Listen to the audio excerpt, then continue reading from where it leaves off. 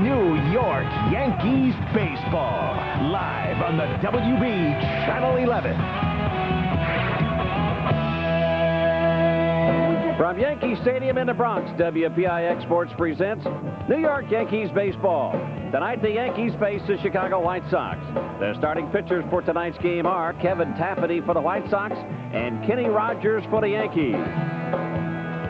Hello, everybody. I'm Bobby Mercer, along with the Scooter and Rick Cerrone, and welcome to New York Yankees baseball right here on WPIX. This afternoon, well, a big step towards David Cone returning back to pinstripes here at the stadium as he took the mound in the bullpen. And Scooter, we had Bob Watson, we had Dr. Hershon, we also had Mel Stottlemyre out there watching this performance by David Cone.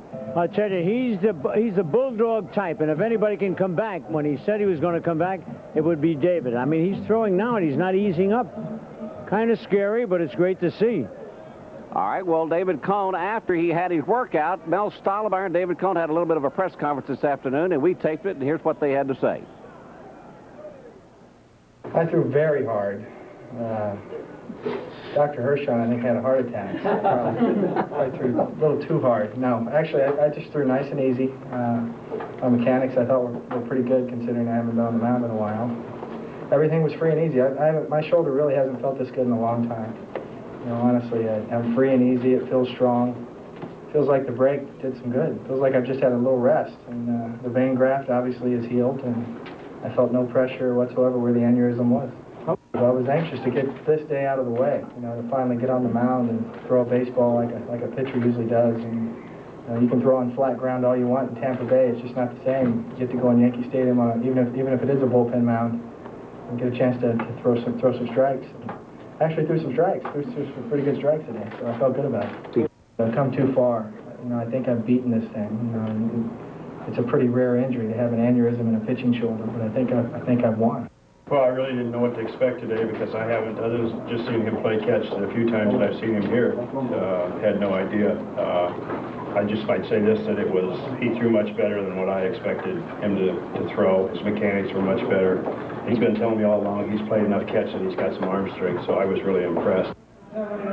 Well, there seems to be a lot of optimism and a lot of enthusiasm. David Cone, Mel Stottlemyre having a press conference after David Cone's workout. Rick Cerrone, what does this mean for the Yankees and David Cone? Do we see him back in the pinstripes pitching here before too long? Well, Bobby, he actually said that he thought he could get major league hitters out tonight, but they're going to try to put the reins on him. One good sign for David Cone, he can look right in the opposition's dugout. Look at Roberto Hernandez, who went through a very similar procedure. He's back throwing the ball 95 miles an hour, so a good sign for David and even Roberto Hernandez. It may not be too long. David Cone may be taking the mound for the Yankees, but tonight, Kenny Rogers, Rick Cerrone, will take the mound for the Yankees. He's had kind of an up-and-down year for the Yankees so far. Bobby, I think he's driving Joe Torre a little nuts. He's been inconsistent all year, but he does have 8 wins. He's won 2 in a row, and he's trying to win for the 3rd straight time in '96.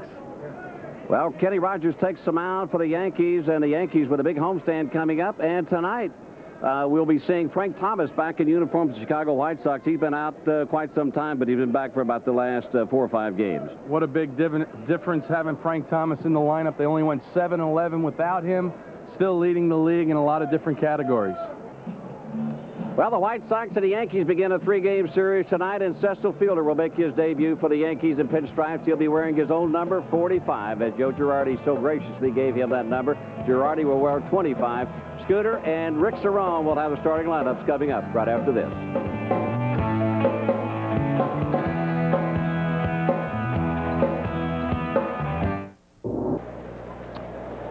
Rick Cerrone, it's good to see you. How are things in Kansas City? A little warm. A little warm, but a good sign was the Yankees winning those last 2 ball games. I played 2 years in Kansas City with the Kansas City Blues. No air conditioning was invented as yet. First pitch to Tony Phillips, high and outside, ball 1. Used to have to wet the sheets down to stay cool at night. Kenny Rogers on the mound.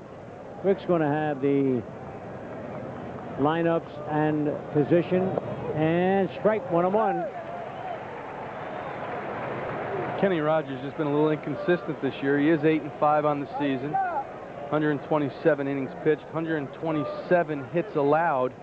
A lot more walks, I think, 59 than Joe Torre expected.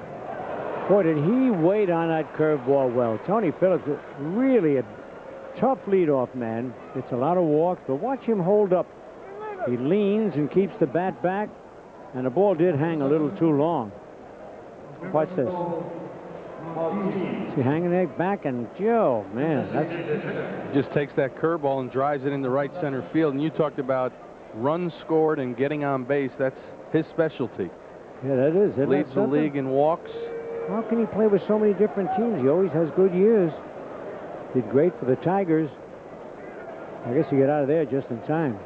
Perfect timing. It was. All right. Norberto Martin, the batter. He bounces it foul. Now, I don't think Kenny Rogers should throw that curve until he gets a little snap into it. It's really hanging there. He got hit.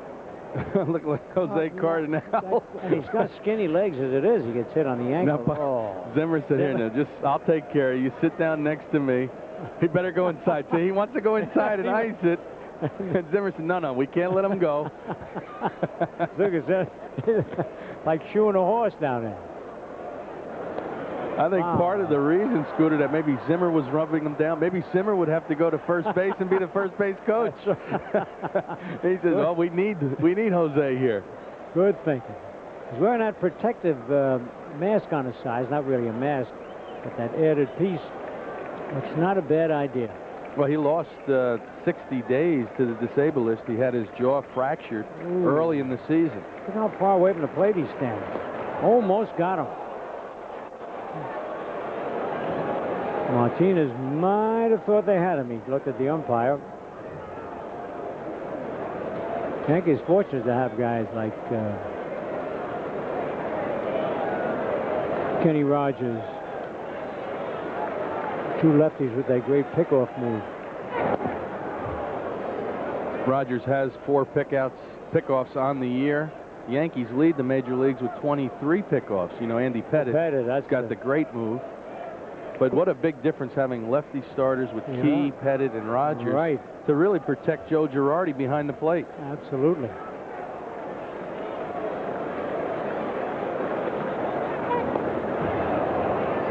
And getting closer and closer. Phillips is a threat to run. He has 8 steals on the season.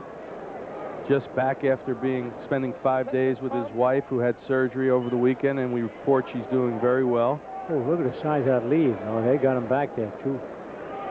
He's really trying to disrupt Rogers. That's high. 1 ball, 2 strikes. Well, you used to do that, too, Scooter, right? Yeah, Get way out there to deliberately draw a throwback. Sure.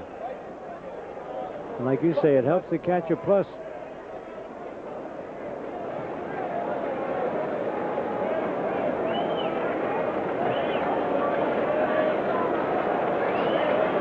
Boy, he is way far away from that plate.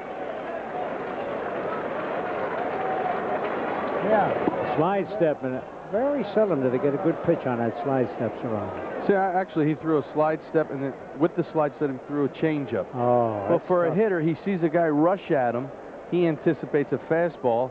It's more deception for the hitter than even deceiving the runner. I mean, getting the ball over. They don't seem to get the ball over as much when they use the slide step. They're worried about the runner going. 2 balls, 2 strikes, nobody out. Oh, great play! Great play by Martinez. Holy cow.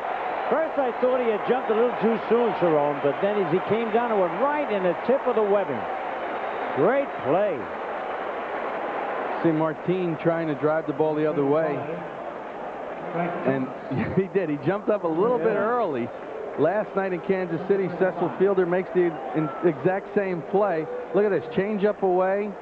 Martinez, who said white man can't jump? Look at him, he got up there. I tell you, Fielder looked good on that play where he jumped, had to turn around quickly and tag the runner. And he didn't look too shabby rounding third and coming home a few times when he had to score from second on a single. Excellent jump off of second base. Hey, here's the big man. Haven't seen him in quite a while.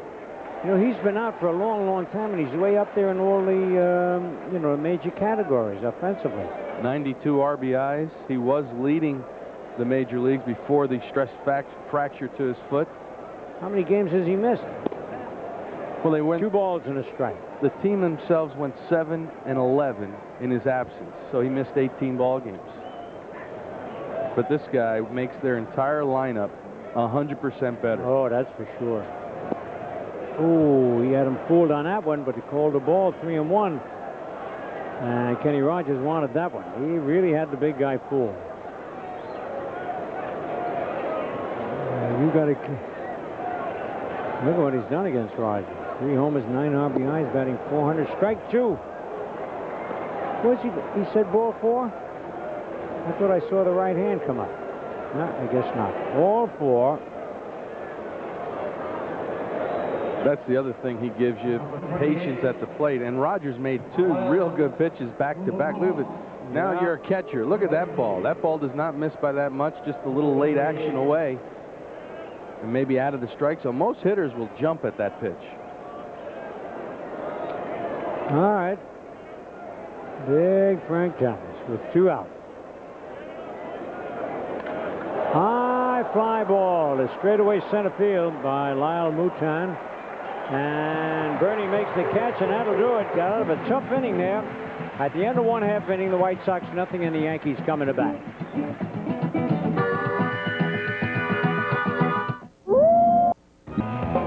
New York Yankees baseball is brought to you by Budweiser, official sponsor of the 1996 Olympic Summer Games. This Bud's for you. By the Money Store, where you can refinance your home and consolidate your bills with just one phone call. By Hertz, for business, for pleasure. Nobody does it exactly like Hertz. And by Nobody Beats the Wiz, for state-of-the-art home electronics, computers, cameras, music, movies, and more. Nobody beats the Wiz.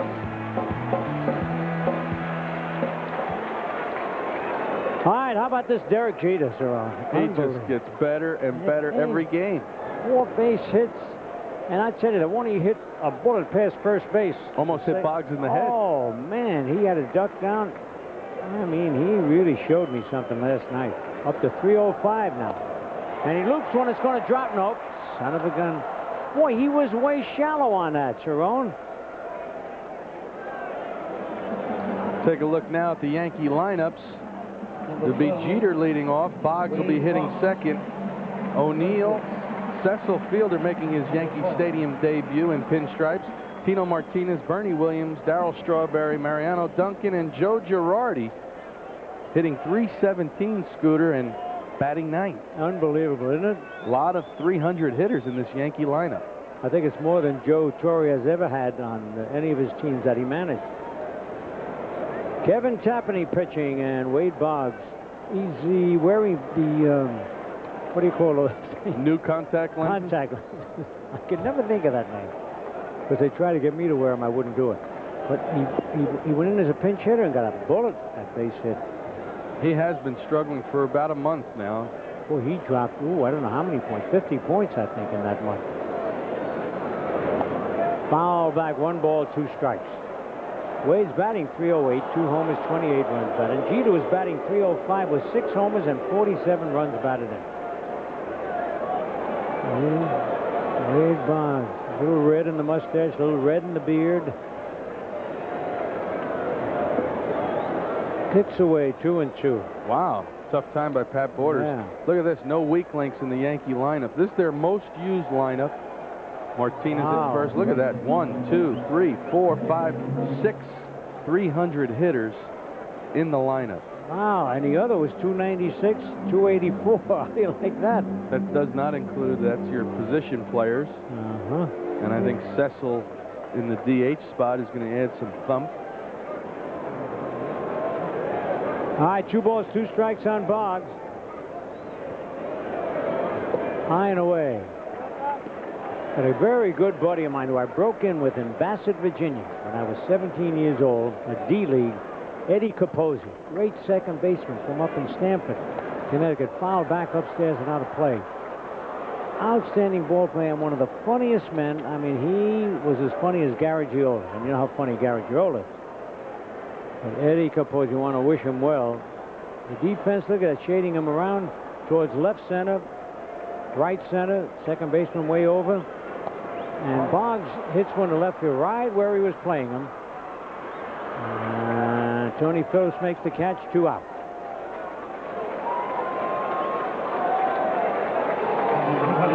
Let's take a look at Boggs' swing. This is fastballs in, and they're playing them away. So that's Boggs' style. He likes to take his hands inside the baseball. You see how his hands, Scooter, really go inside the ball and drive it to left field. That time he just got beat by the fastball and hit a lazy fly ball to left. That's exactly right. He was just beat by it. A little more out in front, and he'd have had a line drive single. Here's O'Neill. Hits the bag. Oh, he better hurry. Holy, oh, he will be. He's off. The ball, good thing the ball got away. That'll be a base hit. I want to tell you something. That was a sure double. I've seen that happen before, and you don't get that good jump from the plate. The kid made a great play at third base, barehanding it, and the throw was a one-hopper that had him beat. He was about ready to call him out. Did you see that? He's got to give him a base hit. Oh, base hit all the way. Look at the bare hand. This. It would have had him. The throw beat him. But he pulled, I don't know whether he pulled his foot off too soon, but if he caught it, he would have had him. Is that unbelievable? Lose a base hit that way?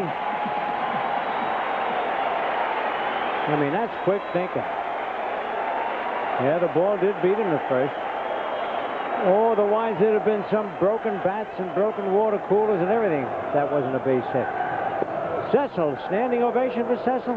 Standing ovation, and now the cheer. Cecil. Cecil, Cecil, almost like the Darryl cheer. Look at the numbers, 28 home runs. He already has 2 for the Yankees, both in Kansas City. Oh, he jammed him, hit him off the fist. And it still went out pretty far, but Mouton makes the catch, and that'll do it. Nothing across, and at the end of 1, the White Sox nothing and the Yankees nothing.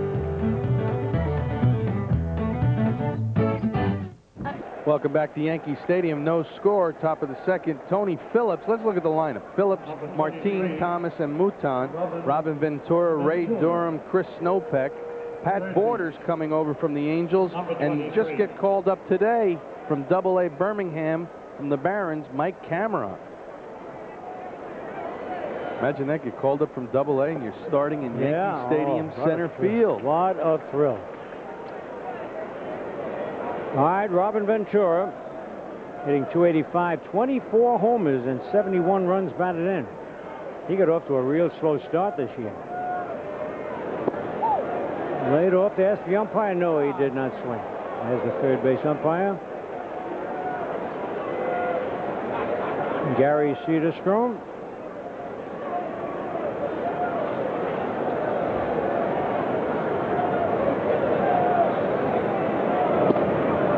Inside, 2 balls and a strike. Very few players shave now, I noticed, for the game. How did you do? What did you do? Well, both of these teams got in awful late today. Oh, that's right, yeah. Yankees about 5 o'clock from Kansas City, and same story for the White Sox coming in from Texas. Oh. Yeah, there's Larry. Yeah. You know, once in a while you need to just go scrubby. That's all right. I don't mind it. I like it. Look at that. Everybody. Oh. Who was that? Aldo. Mike Aldretti. Oh, no. Did he cream that one? Holy cow. That's home run number 25 into the bleachers. And the White Sox go out in front 1-0. Man, that got out of here in nothing flat. O'Neill barely was able to turn around and watch it go into the seats. 3-1 fastballs go a long way. Yep. Ventura, you mentioned off to the slow start, but he is swinging the bat now with his 25th home run. 3-1, throws a fastball right down Broadway, and it goes, like we said, over the Armatron sign. That pitch is low, ball. And by the way, Cerrone, we just got a telegram from Don Larson. He wants to say hello from Hayden Lake, Idaho. He turns 67 tomorrow. Swing and a miss, 1-1. Big Don Larson. He's got the great guy. Same birthday as my daughter Jessica. No kidding. Jessica is going to have a birthday tomorrow? 9. 9 years old. Wow. Oh, beautiful bunt. Boggs going to have to hurry. Gets him. Holy cow, what a play. I didn't think he had a chance. Oh, Cerrone, that was something. Only play he had was to barehand the ball and throw it to first in one motion. Nice bunt. Durham really just catches the ball with the bat.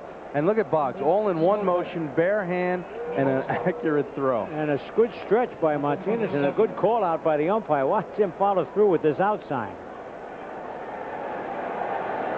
Brian O'Nora looked pretty close at first base. It certainly did, but he's out. Great play by Boggs. Another Gold Glove year for him, it looks like. And here is Chris Snopek. He's hitting .258. Durham had 9 homers and 45 runs batted in.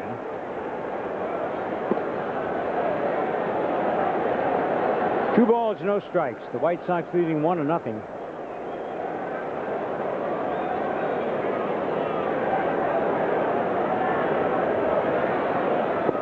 Oh, ball really dipped down. 2 balls and a strike.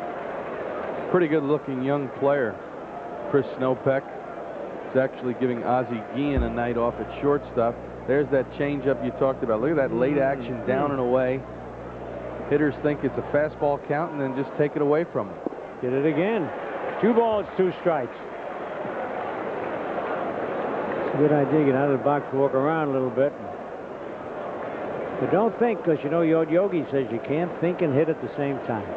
Do your homework before you go in the batter's right. box.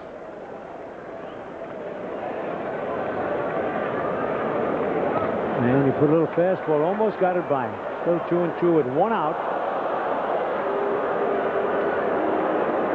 I think really you can pitch and be successful in the big leagues with 2 pitches. A fastball and a changeup. Just keep changing just keep them dancing as a hitter. Don't let them settle in on one zone. Move your fastball around inside and out and have control of that changeup. But the doctor, the good doctor we just saw there on the screen, deep to left field, moving back. And Strawberry makes the catch. For a while, I thought it was going to go all the way back to the warning track. 2 men out. Well, have you noticed that when it gets real humid, and this is really the first humid day we've had in August for a long time, the ball seems to carry a lot better? Yes, that's what they say. I could never believe that. They said heavier air makes the ball carry more. You would think that light air would do. It was out in Colorado they got light air. They were a mile up in the air over there. Pat Borders. He's moved around a lot for being a pretty good catcher. Yeah, he's got a lot of suitcases this year. That's right. He had the St. Louis Cardinals suitcase, and he got a California Angels suitcase, and now a White Sox suitcase. For those of you, right? I mean, people don't, maybe they don't know, but when you go to a team, they give you an official team suitcase that you travel as a team, and he's collected 3 this year. Swing and a miss. 1 ball, 2 strikes. How many of those suitcases do you still have in your house? I don't have any. I was never traded. Yeah, but you must have, every year you used to get a new one from the Yankees. Yes. You didn't have to tell the people that. High fly to right field. And O'Neill is there. And puts it away. But there was a homer in there, and at the end of an inning and a half, the White Sox won and the Yankees nothing.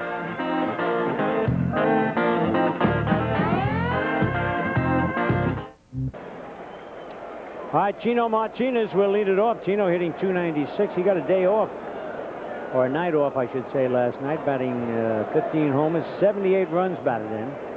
He kind of got a little overshift on Chino. Ball 1, boy, just to the left of the pitcher, you got a ton of open space. They really go by their scouting reports because they've had exaggerated defenses on every hitter. He got around on that one. Wow, wicked hop into the seats. 1 ball, 1 strike. Scooter almost dictates how they're going to try to pitch you. I would see this Durham playing that far over towards first. You would think he's going to see a lot of changeups where he pulled the ball on the ground. Right, and inside fastballs and curves. Down, sink it down, and he pulled it naturally. 1 ball, 2 strikes. You almost become handcuffed behind the plate. When the defense is that far out of whack, only so many pitches you can call as a catcher. Oh, I see what you mean by defense. Okay. Yanks trail 1-0 here in the bottom of the second. And didn't get the sign he wanted.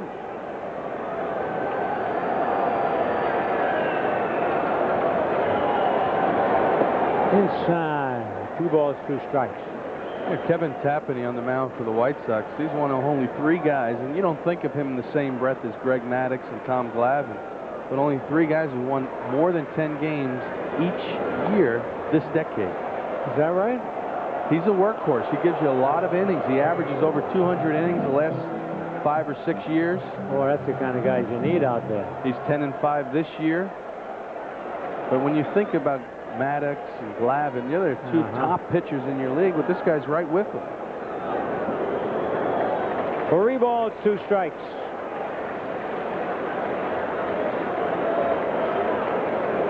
Well, he nibbled with Tino, now throwing outside, a rip one to left field. Oh, on the ground, right where he was playing. And 1 man out. Going to get a chance to see David Cohn. There he is. And you know his workout program, this was at 4:30 this afternoon. He threw for 10 minutes off the mound. It's almost like day 1 of spring training. The only difference, he was able to throw his breaking pitches, his off-speed pitches, along with his fastballs. He'll throw for every other day now until he builds up arm strength. Bluff bunt by Bernie Williams. That was funny what he said. Dr. Hershon looked like he was going to have a heart attack. They're very leery, you know. They don't want anything to happen to him seriously. You can't blame him with that aneurysm. Bernie batting .303, 20 homers, 70 runs batted in. Inside, 1-1. Torrey really said that Bernie just needs to relax and have some fun. He's been pressing a little bit. He's very hard on himself. And Yeah, from the All-Star break on, he's been struggling a little. Because when he was hitting well, he was loose right at the shortstop. And they get him by a stride, and 2 men are out. And that'll bring up Darryl Strawberry. And that wakes the crowd up a little bit. Follow Bernie in, but Darryl gets a good hand. He had the stroke for a while, and he didn't play for a while. Now he was a little behind on the pitches last night. He's hitting .213, 3 homers and 13 runs batted in. Low, ball 1. Sue Lucenta, 72 years old on the 4th of August. Missed it by a couple of days, but happy birthday. Strike 1-1. I notice he's been taking that first call strike, and it always seems to be... He's in between right now. You're exactly right. He's just a little bit in between. And that ball really dipped down. Little split finger fastball from Tapani. The fastball, you know, you get behind the fastball, then you're a little in front of the breaking ball or off-speed pitches. This is a pretty good split finger. Watch. Gets it going way out in front of the ball. 2 balls, 2 strikes, 2 out. 1-0 the White Sox lead.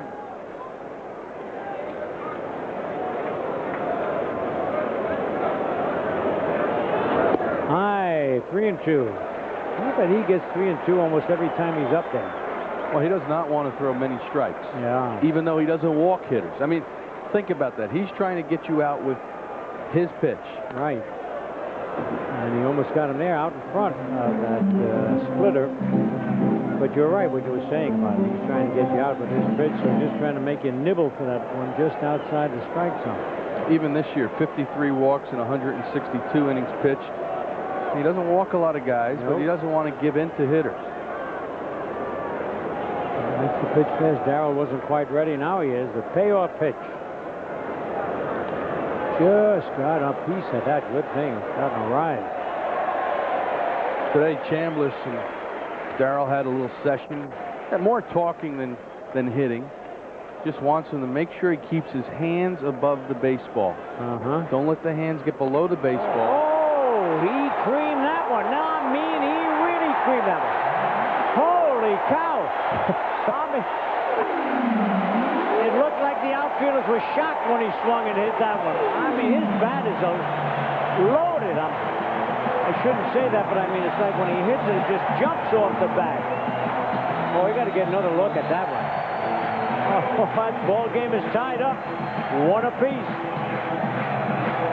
So we got 2 amazing stories here this year. Probably 3 with Cohn, but Gooden and Strawberry. Wow. you see that last fraction of a second, the way he like It whipped that looked like bat? an off-speed pitch that he really just... Wait. I've mentioned Chambliss working with him to stay Yeah. above the baseball, and it looked like from that swing, he just took a nasty cut at that ball. And Scooter, I didn't think it was high enough to get out of here. I didn't think so, but he... I mean, this is... Boy, it's like a snake. And that last whip around with the bat. Ooh. I don't think he did it when he first hit it. Now he knows. Foul back. 1 ball, 1 strike. From the side. See, he's getting his hands down. Try to get those hands above the baseball and drive through the ball. He hit some unbelievable shots in batting practice, and he's been struggling a little bit. He comes home. That's a nice feeling. First at bat, a dinger. Oh, boy. A high hopper. And that'll do it. But Strawberry ties the game, and at the end of 2, it's the White Sox 1 and the Yankees 1.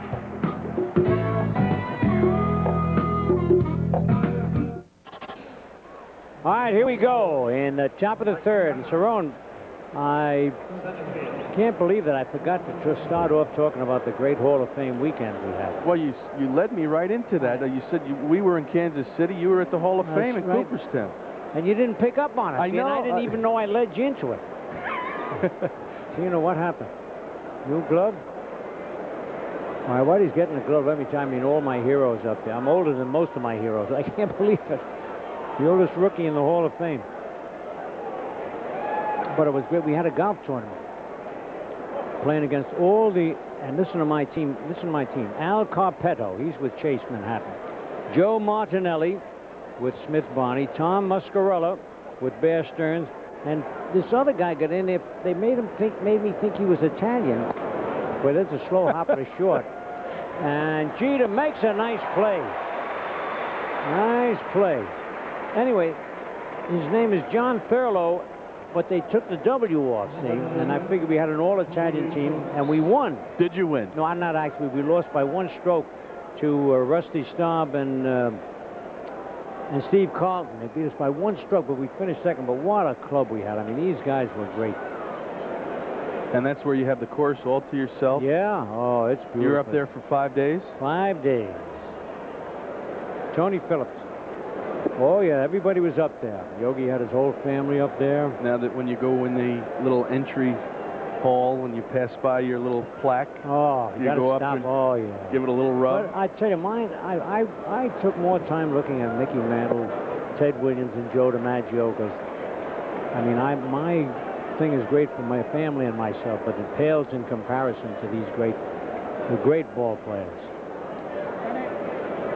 Steve is right above it. He ripped me. I'm glad to see that he was in a good mood. I figured he would be in a mean mood, but he and Palmer ripped me. Those pitchers get together. How about Earl Weaver going in this year? Oh, did they give him a hard time? Paul Reggie made him feel a little smaller than he really is. He's smaller than me.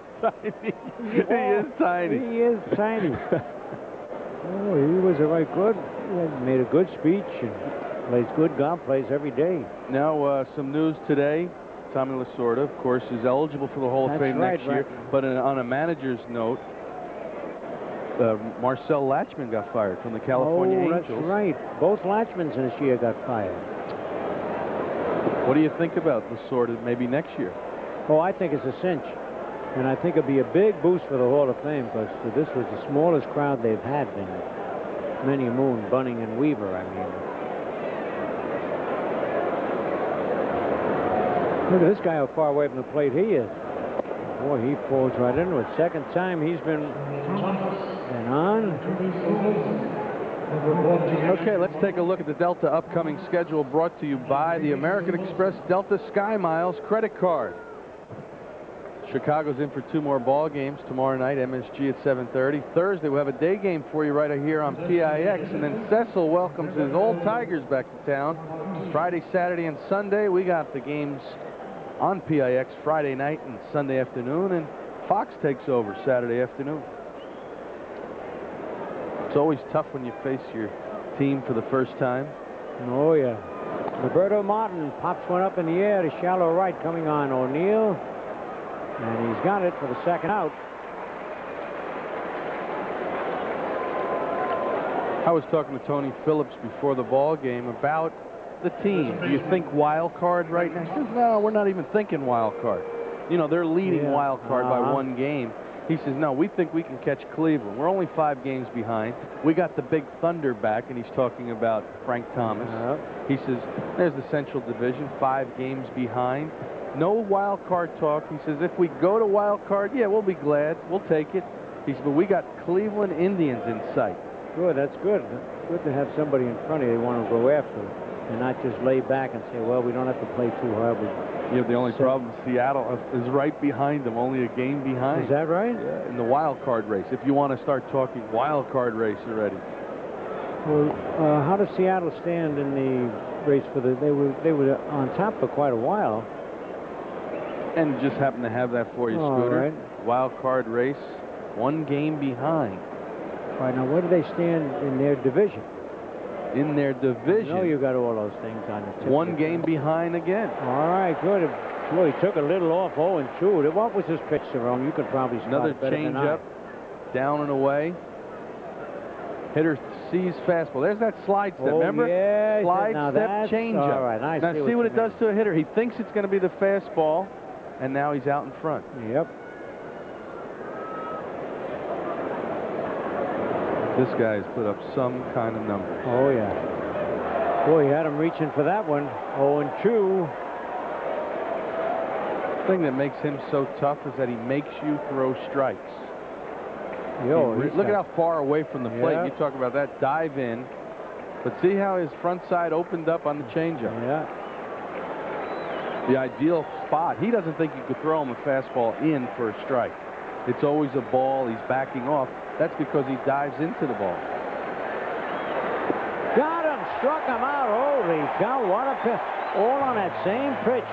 At the end of an inning and a half, it's the White Sox 1, make it 2.5 innings. Yankees 1.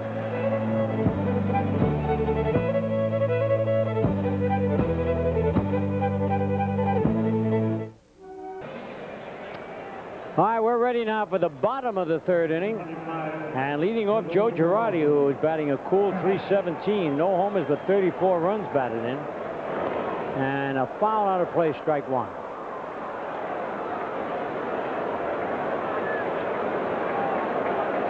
Nice little safety squeeze by Joe Girardi last night. Oh, and then a good sacrifice bunt later on. He laid down 2 beauties. 1 ball, 1 strike. Now, I have never, Scooter, never seen a defense like this in my entire life. You have to look, that's the left fielder and left center. Right center is the center fielder, and look at where the right fielder's playing, on the line. And look at Joel. If he'd have got that by him, he could have run all day. Nobody in left field. 1 out.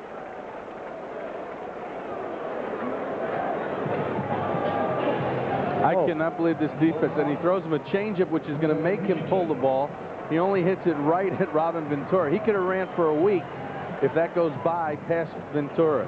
I have never seen defenses this out of whack in a long time. They were really going by their scouting reports 150%. They were. I think Girardi saw that. He tried to pull it out. You got to try and pull it when they play it like that. That was weird. Jeter bounced out last time, and he gets by the 3rd baseman. I'm telling you, this kid's going to go for 2, and he's going to make it. And that should be a base hit. He had his glove down. The ball just went right underneath it. Another high split finger fastball up in the strike zone. Ventura goes to the backhand. I don't know, Scooter, do you think he had time to get in front of that ball? He did have time to get in front of it. They give him a base hit. A double for Jeter. And that's a great camera right behind home plate. It shows you what it's like to be a catcher or a hitter in the big leagues. And Jeter hits that ball with overspin a lot of times, and it fools a lot of infield. All right, here's Wade Boggs. Boggs flied to left first time up. Spinning the ball around, and he backs off.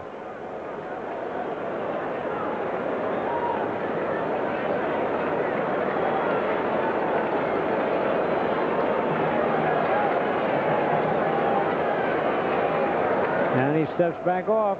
Well, they know that Jeter may, even though it's Boggs, a left-hand hitter up, with 1 out, maybe Jeter Might try to steal third base. Okay. Now we got a young man up here, 100 years old, Ernie Giacinto, and we're going to show you in just a moment. There he is. Italian Hey, Ernie. Stallion. Hey. The Italian Stallion. They used to call Cerrone that. You used to call Cerrone that. I did, yes. 100 years old. 100 years old, boy. I tell you, he's a big hit down at Spring Lake. All right, Joe. Joe's Delicatessen down in Spring Lake. I said he sent food up here. We are loaded with it. Okay, Joe. Ernie. Low and outside. 1 ball, 1 strike.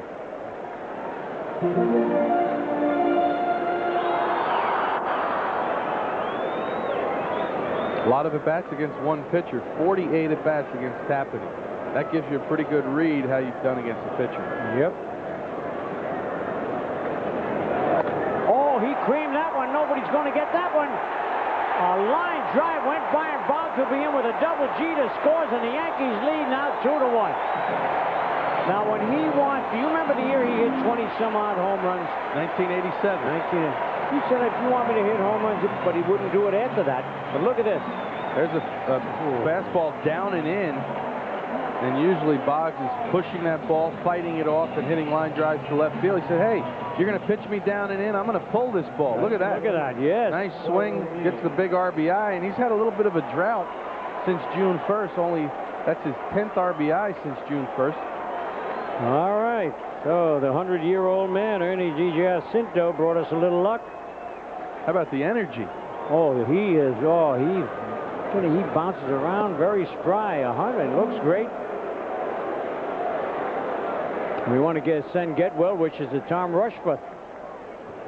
He's with the Short Hills Hilton Hotel. He's at home recuperating from surgery recently. Now there's a great hotel surrounding right across the street from the Short Hills Mall, where all the ladies love to go.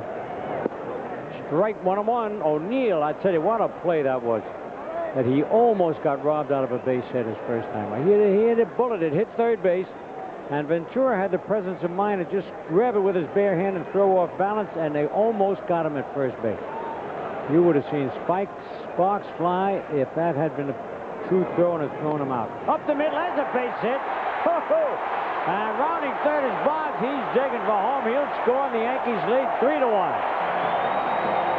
Now, how about he just love-tapped that one, right? Well, Scooter, we've been talking about how out of whack the defenses have been and so drastic that it makes it tough for a catcher. Right. Well, look at Durham was playing him almost by first base. Yeah, I know. And watch this. He doesn't hit this ball good. That's just barely a playable ball, but Durham now is just coming into your picture. That's right. You got to stay with those scouting reports. That's why I almost like to play guys straight up and use all your pitches. Look at that ball. The second baseman is not in the picture until now. I can't believe all the drastic defense lineups. Here's another one now. They got Cecil Field, and they give him, shading him over to right center field. Strike 1.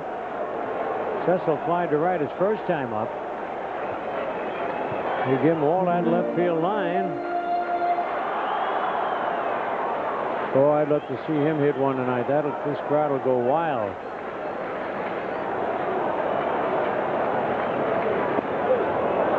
Strike 2, 0-2. He's mixing up the pitches well. You know, people from Detroit tell me he's just a wonderful person. A great guy, wants to be here. The only concern I have is that he's going to be primarily your designated hitter, which he's not used to. No, I know it. And he really needs to do some extra work to keep himself in shape. Right. Got him on an off-speed pitch. But the Yankees pick up 2 runs, and now at the end of 3 is the Yankees 3 and the White Sox. 2 out. Son of a gun. Trying to get out of here, Cerrone. The bridge is getting crowded up there. It's only the 3rd. Oh, it's only the 3rd. Well, you know, that gives me time. Wait, that gives me time to announce the wedding of Frank Lombardo, one of our cameramen, and Lisa Ferrara on Friday, August the 9th at the Woodbury Country Club in Long Island. And there's Frankie. Frank, attaboy, Frankie. getting married? He's getting married. Now, all you Italians, if you got envelopes you want to send to Frankie, that's the tradition with the Italian weddings, is give an envelope to the bride and groom. Cash only, Dulio says. Yeah.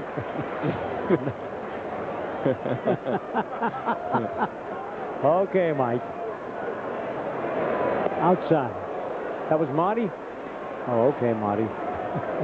Sound like Mike. By the way, before I mentioned Bear Stearns with the kids that played golf with me, James D. Hill, the senior managing director, is here tonight.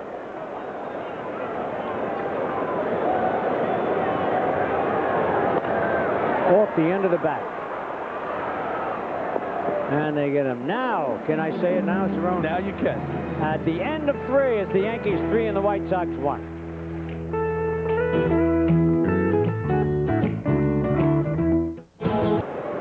Welcome back to Yankee Stadium. There's another changeup from Kenny Rogers, and I welcome back in Bobby Mercer. Bobby, have you ever seen some of the defenses we've seen from the Chicago White Sox? Whatever it is, it's working for the Yankees and not for the White Sox. There's Lyle Moton leads it off for the White Sox here in the 4th inning. A 1-1 count coming. And that ball misses inside, so now it's 2-1. Big, strong kid. That's Terry Bevington. 2nd year in the Chicago White Sox managerial position. And he's got this ball club playing some pretty good baseball. Heard you and Scooter talking about how they stand in the standings, and they certainly still have a shot against the Indians, but they definitely have a good shot at that wild card.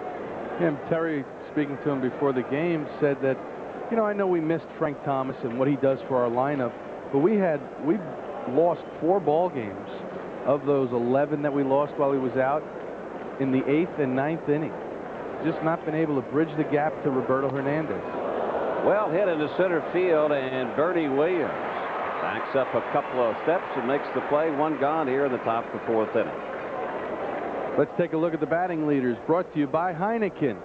That's Alex Rodriguez from Seattle, 360. Look at Frank Thomas, 355. Roberto Alomar, Chuck Knobloch, Jeff Cirillo.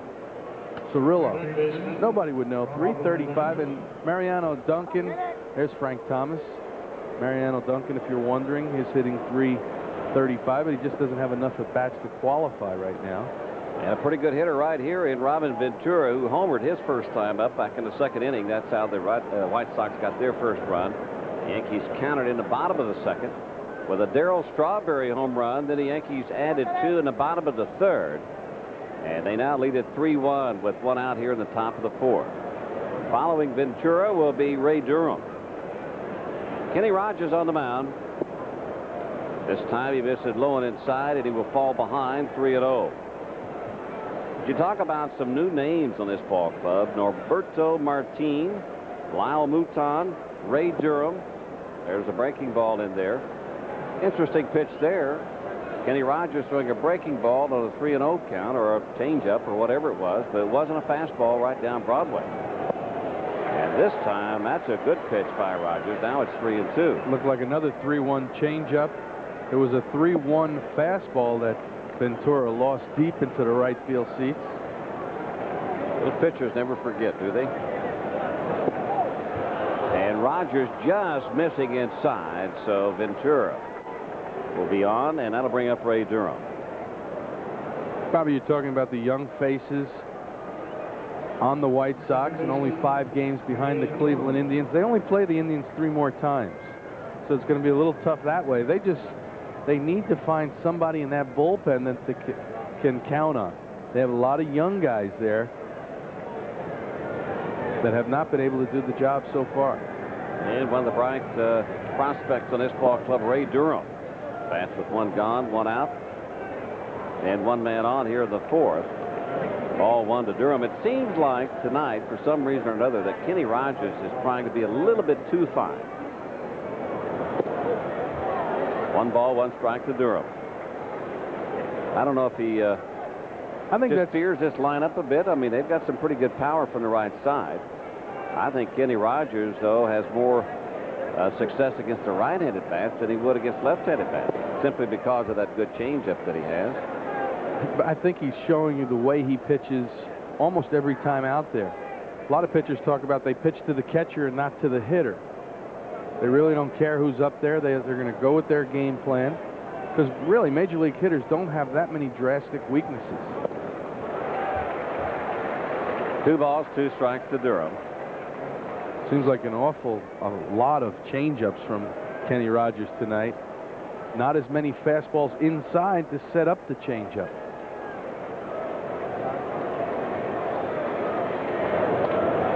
This could be 2. Backhanded nicely by Duncan to Jeter. Back to Martinez. Nifty play pulled off by the Yankee infield, and the White Sox are gone here in the 4th inning. We go to the bottom of the 4th. Yankees coming up and leading it 3-1. What's big at McDonald's? All right, bottom of the 4th inning. Bernie Williams swinging at the first pitch. Durham throws out Bernie, and there's a quick one down here in the bottom of the 4th. Yankees lead it 3-1. It is a very hot and muggy night here at the stadium. Look at Darryl Strawberry. And I mean, it was what you call a frozen rope. When it left the bat, it was gone. It was just a matter of if it was going to be high enough. And that's just the kind of a swing there that could get Darryl Strawberry back on track again. Moved down to number 7th in the batting order tonight. And the off-speed pitch in there for a called strike. Well, Darryl's biggest problem has been that he jumps out at the baseball and he brings his hands forward and his front shoulder flies out. Put finger down low for a ball. Now it's 1-1. Well, if he can just get that timing right again, there's nobody that can hit the ball farther than Darryl Strawberry in baseball. I mean, when he hits it, it is gone, and he can hit them over the moon. And I was mentioning how Chambliss was working with him, trying to just keep his hands above the baseball. In other words, don't get those hands underneath the ball where you're going to hit fly balls and make your swing long. High and deep to right field. Kiss it goodbye. How far is this one going to go? Upper deck here at the stadium. It's 2 in a row for Strawberry. It looks like the long stroke is back.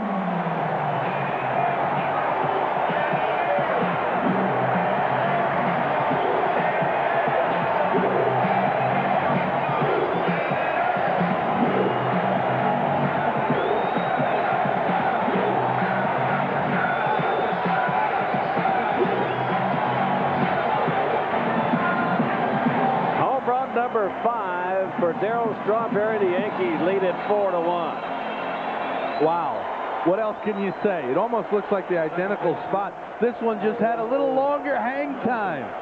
Wow. I actually think he hit that off the end of the bat a little bit, too. Sure. Well, it couldn't have been at a better time. You're talking about over the moon. Watch this. But look at the hands back. Yeah, the hands were back. Wow. That's a nice feeling. Little friendly competition with Strawberry and Cecil Fielder. That's nice to see. 1 ball, 1 strike count to Mariano Duncan. 1 down here in the 4th inning. Yankees lead it 4-1. Look what the Yankees have done, though. Just in the very short period of time, they have added, which they didn't have a whole lot of power in this ball club. Now they have Darryl Strawberry and Cecil Fielder. Hit hard to Snopek at shortstop, and there's 2 gone. Wow, we got to just take a break here. Wow, that was a blast. I mean, a blast from the past. But what a nice swing there. Whatever Chambliss was working with Darryl today, and you saw that it was more talking than anything else. It is paying big dividends. But Bobby, you touched on it. The home run power, Cecil, Darryl, different element to the Yankees that they haven't had this year. And Joe Girardi batting, swings and fouls the first pitch back and out of play. Let's take one more look at it. It gets better each time, and it gets a little bit further. To say about this. What's happening? Uh-oh. Oh, man, it's just a matter of when and where is it going to come down. Pop foul back behind the Yankee dugout. No balls, 2 strikes to Joe Girardi, and you touched on it a bit about the weird positioning of the defense for the Chicago White Sox and Joe Girardi. I don't think they think he can pull the ball down the left field line. And he did. Remember, with Ventura hit a bullet at third. He hit a bullet to Ventura his first time up, and it was caught, but it was hit hard. Either that or they're just pitching him away and making him hit the ball. Yeah, but I've never really, Bobby, look at, I've never seen it this drastic. Look at, that's the center fielder. And look at the right fielder is, I mean, he could touch the foul line down the right field line. It's different. Tapani 0-2. The count to Girardi. 2 down here in the 4th. Just hung on to that one a little bit too long. You know, if he hits a hard ground ball up the middle, just a hard ground ball, and he's been a big surprise this year. Look at this. Since June 10th, hitting .385, 11 steals, and Mariano Duncan. Well hit into left field, but a little bit too high. It allows Phillips to run underneath it. So Girardi once again hits the ball hard. It comes up with nothing but Strawberry with a long home run, his 5th of the year for the Yankees. And the Yanks lead it here in the Bronx 4-1. Come on, what you... Welcome back to Yankee Stadium. Let's take a look at tonight's trivia question. In the long history of the Chicago White Sox, they have had 3 American League Most Valuable Player Award winners. Can you name them? All right, we'll think about that just a bit. I think I could get one. Snopek leads it off for the White Sox here in the 5th inning.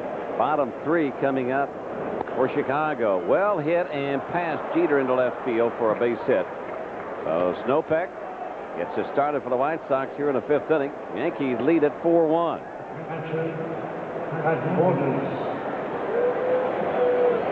Tapani and Borders saying, hey, we got to change our game plan.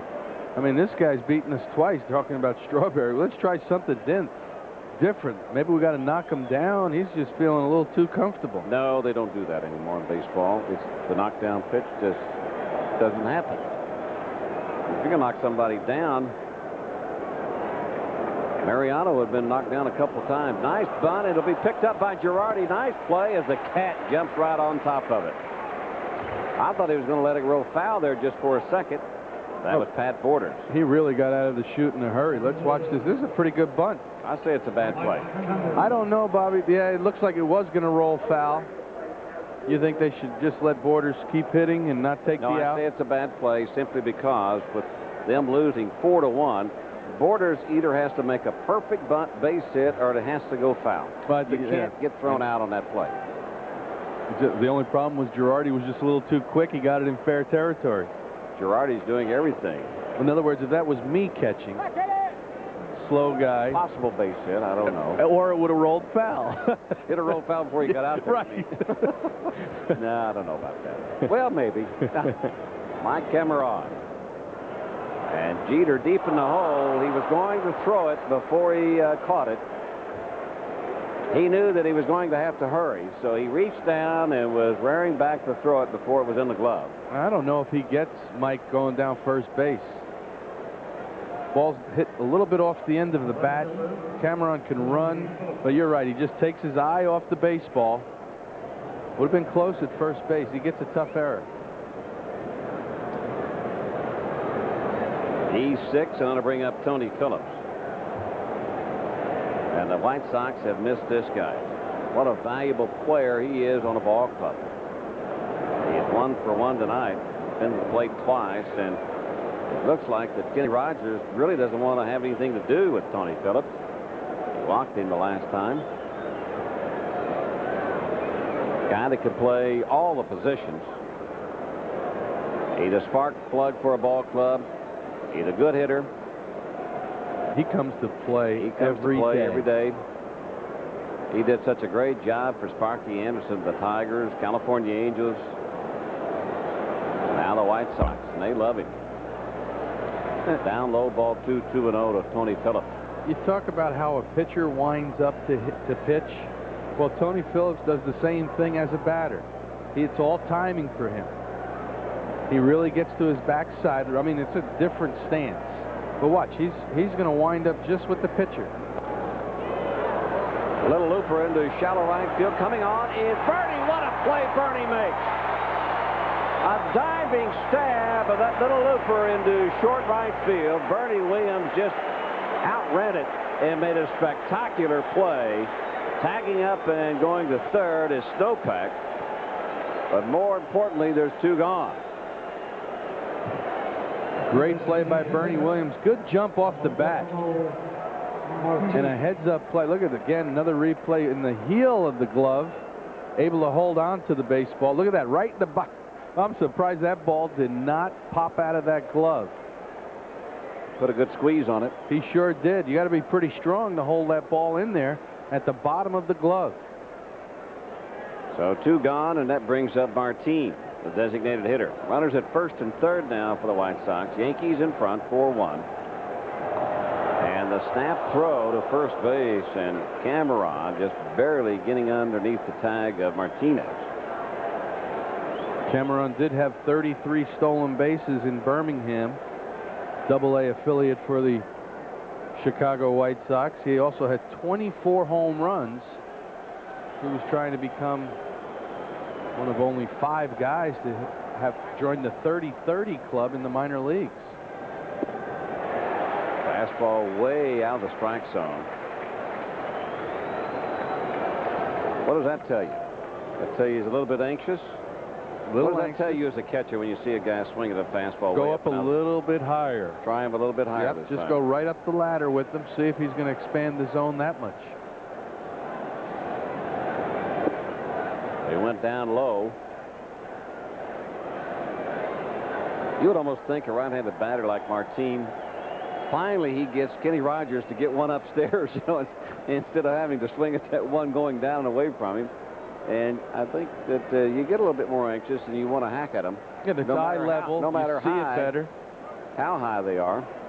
High as an elephant's eye. They don't care. Easy play for Rogers. White Sox are gone. They leave 2 on here in the 5th. We go to the bottom of the 5th inning here at Yankee Stadium. Kenny Rogers and the Yankees in front, 4-1.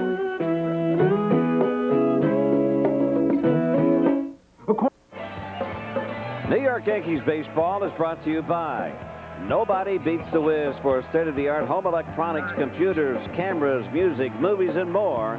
Nobody beats the Wiz.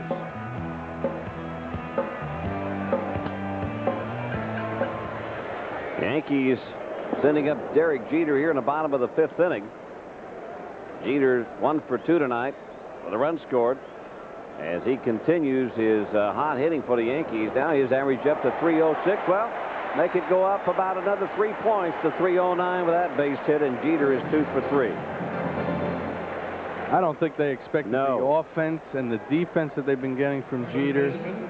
This guy just keeps improving each time. Quiet confidence. Pulling baseballs a little better than we saw him early in the year. Look at that. Good extension through the baseball. Drives it into left field. 4 hits last night. Just stay hot. He is definitely smoking. Smoking hot with a bat, I mean. Wade Boggs, who is also 1 for 2 with an RBI. He doubled into right field. There goes Jeter. The throw by Borders not in time as Jeter takes second base. Big jump by Derek Jeter. Big jump by Jeter.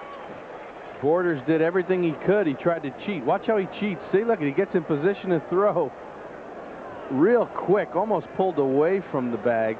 Watch, see how he pulls away. Good jump by Jeter, and just beats the throw to second base.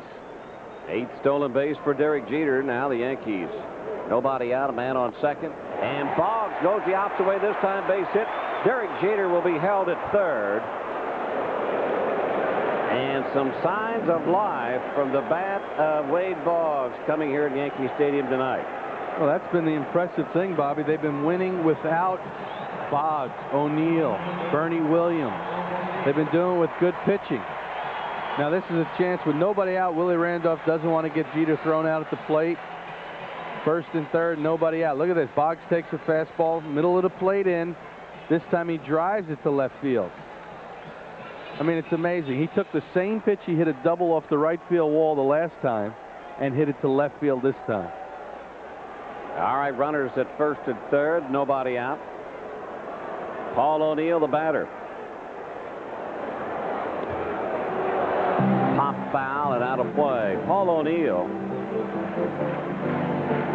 Has 11 straight RBIs with a runner on third base with less than 2 outs. So 11 in a row, and he has a chance to make it 12 here.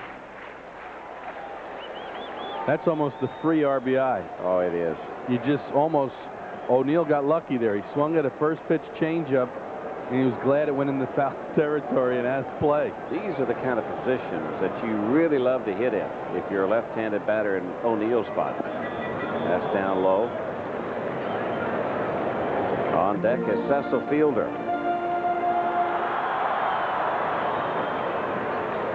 He has got a excellent average with runners in scoring position.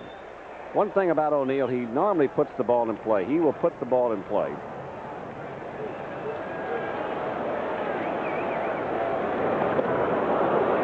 Another changeup from Tapani. So far, he's seen 3 straight changeups. And Tapani's a unique pitcher. He throws 2 different types of changeup. He has a straight changeup that kind of fades away from a left-hand hitter. Then he has the split finger fastball. You know, they call it a fastball. I don't know why, but it's really a changeup. Well, he's in front of O'Neill, 1 and 2. Nobody out here in the 5th. Runners at first and third. Now he tries to seek a fastball inside and low. I think that was more for just show that's just to set up the split finger. And what makes the split finger so tough to hit, it's got late life to it. Drops out of the strike zone. The real good ones are the ones that bounce in the dirt. And never are a strike. We'll see what happens here. And that's that one was down low. Now the count goes to 3 and 2. You know, the guy that had one of the best split-fingered fastball, Bruce Sutter, he never threw it for a strike. But the hitter couldn't lay off him. You'd swing at balls that would bounce in front of home plate. Yeah, the scouting report was don't swing at Bruce Sutter's split-fingered fastball. They couldn't help themselves. You should go up there without a bat in your hand. They couldn't help themselves. Ground ball right side. Durham to second for 1, and O'Neill beats the throw, so he'll get an RBI, and his streak will continue. And the Yankees lead at 5-1 as Jeter scored. You talked about the pitch that he wanted to drive. You talk about him putting the ball in play. He did put it in play, got himself an RBI. Good hustle down the line, just beats the throw back to first base.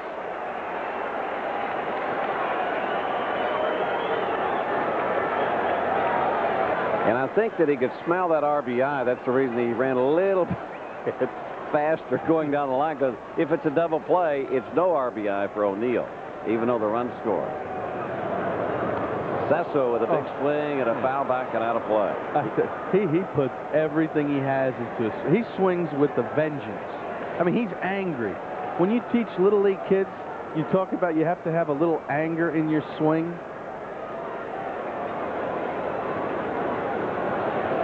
Cecil has flied out and struck out tonight. Doesn't have the helmet to match the uniform number yet. He's still wearing number 25 helmet. This time it's fouled. Got in on him a bit. He's got number 25. He's got Joe Girardi's helmet on now. But he's got his old number back. He talked Girardi out of that number, so he's wearing his own number 45. And Girardi's wearing number 25. But the helmet remains 25. All you got to do is just take a couple of letters and peel that off and make it 4-5. Just missing outside. Now, normally, a guy, when he asks for a number and a guy gives it up, coming over from another team, they usually give him a little something. I wonder Take what him to dinner or something. Buy him dinner. Yeah, I know. Are you kidding me? This guy's making $9 million. Hey, how about a new Rolex, a diamond Rolex, gold, beautiful gold diamond Rolex. Hard play for Ventura, but he makes it on Fielder. No chance to force the runner at second, so O'Neill will end up at second. There's 2 gone. Yeah, Jeter's wearing your old number, isn't he? Yeah, but mine was retired until Jeter got there. Oh, it was a retired number. And that's the only play Ventura had. It was in mothballs is what it was. It's been a fun year for the Yankees. They do little things to win ball games. They play fundamental baseball. And they're 10 games up on Baltimore in the Eastern Division. 66-44 their record, with this big homestand in front of them. Tino Martinez batting with 2 gone. Up high for a ball. The Yankees lead at 5-1. There's the standings in the American League East. A commanding lead so far. And the Yankees seem to be getting better. I mean, they've improved their ball club from that point. From the 10-game lead, now they've got Strawberry and Cecil Fielder. So they've answered one of their weaknesses, which was power.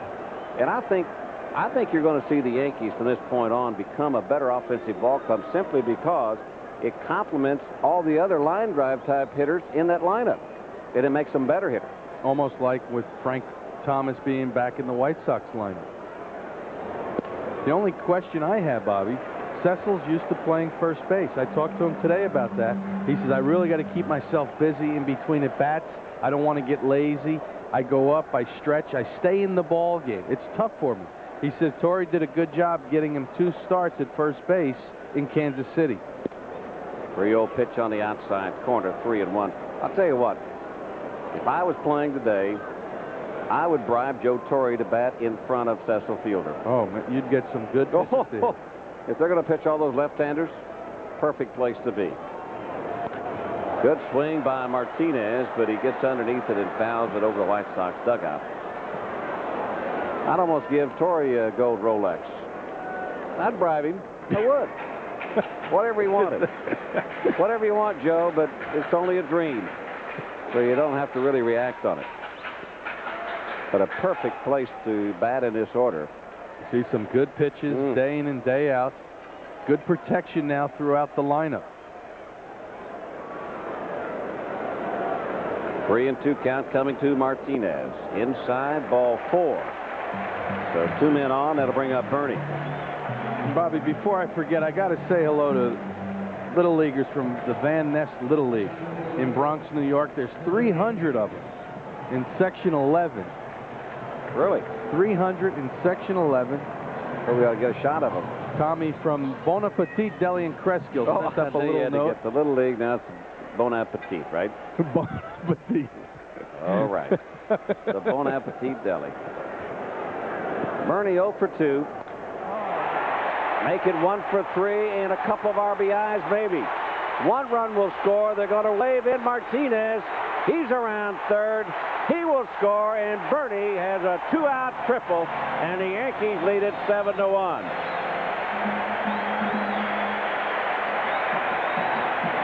Where's the weakness? Well, right now, this is what they expected. Good offensive production from this new lineup, a revamped Yankee lineup. And Bernie's been a little bit of a funk. Drives the ball into the gap, and now it just runs to the wall. Martinez and O'Neill score. So Bernie Williams with a triple and 2 RBIs.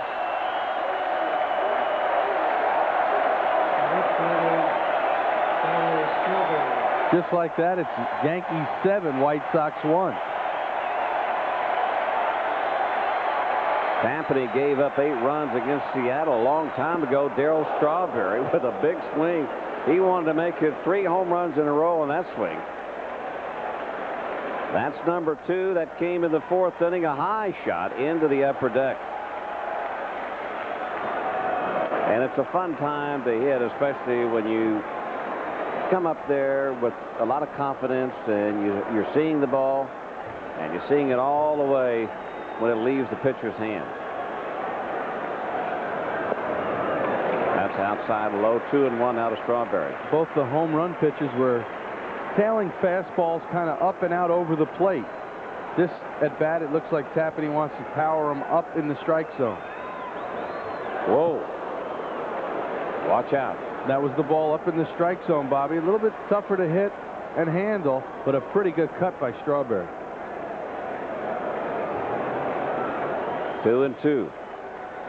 7-1, the Yankees lead it here in the 5th inning.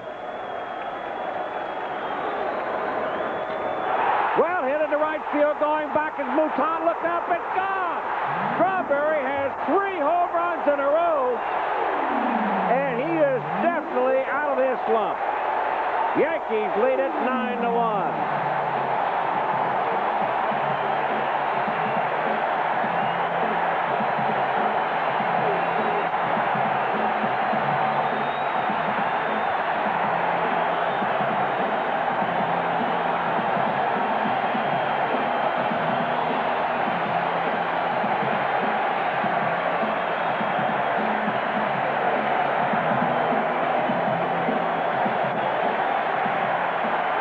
it is just electric here at Yankee Stadium. I mean, the crowd is on its feet. That ball, look at it, little curtain call. Welcome back to New York. And Mariano Duncan, who bats behind Strawberry, would not get into the batter's box until Darrell came out to take his curtain call. And he needs and deserves a curtain call. His 3rd home run in a row tonight. 2nd time in Strawberry's career that he has hit 3 home runs in a row. And it's only the bottom of the 5th. He'll get a chance for number 4. Man, rub a little of that head, get some luck, all right? Hey, start lining up next to Chris Chambliss. Oh, man, oh, man. And Duncan fouls the first pitch back and out of play.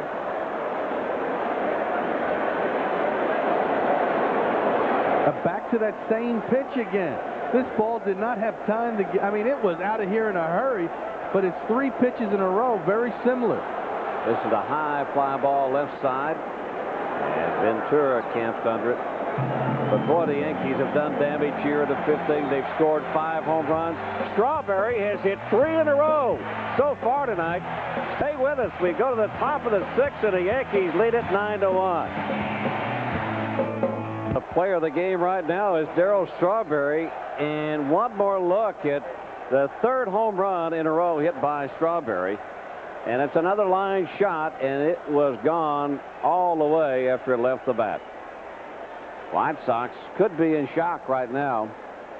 The Big Hurt batting here in the top of the 6th inning. Frank Thomas, who is 0 for 1, that is. That's Andy Fox, who took over at second base for the Yankees. This is foul down the right field line, so the count 1 ball, 1 strike to Frank Thomas. And I mean, this crowd is into it tonight. They've had a lot to cheer about, and well, just think, man, they are excited. It's been a busy day for the Yankees here. You had Cecil coming here for the first time, David Cone throwing off the mound for the first time, and then Darrell Strawberry hitting 3 home runs. Wow, big day here at Yankee Stadium. And that'll loosen up the strike zone a bit too for Kenny Rogers, having a 9-1 lead. The Sox batting here in the top of the 6th. He can be a little bit more loose now, pitching to Frank Thomas. The one thing he doesn't want to do at this point is start walking guys. Even though Frank Thomas commands more walks than anybody in baseball at this point. 3 balls and a strike to Thomas.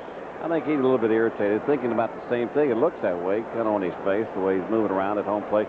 Come on, you got a 9-1 lead. Throw the ball down the middle. Let me take my chances. And that one's down the middle, and he lines it hard, but right to O'Neill. See? That's it. Just throw it down the middle. There's 9 guys out there that going to catch it. That's exactly right. Those guys that get those 3 hits every time at the plate. I'll get back to that. Go ahead. And here's the answer to tonight's trivia question. In the long history of the White Sox, they have had 3 American League Most Valuable Players. Can you name them? Frank Thomas did it twice in '93 and '94. Richie Allen in '72. Dick Allen, okay. Yeah. And Nellie Fox. When I was a kid, I used to use a Nellie Fox bat. Now, I don't know. We take a look at Big Hurt, but when Allen did that, was it Richie Allen or Dick Allen that did it? He changed his name a lot of times.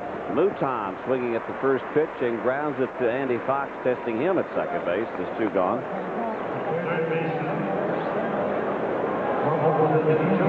Andy Fox, who took over for Mariano Duncan. Your theory is right. 9-1 lead. Throw the ball over the plate. Let them hit them. We've got 7 fielders behind you as a pitcher. Hey, you're a catcher. It's 1-1-1 right now. Well, he also shakes off. I mean, I saw him shaking off to that breaking ball. That's just for effect, though. Robin Ventura. He hit a home run in the 2nd inning. Then he walked in the 4th. Robin now with 25 home runs. 2 balls, no strike count to Ventura. 2 down here in the 6th inning. 9-1, the Yankees lead it.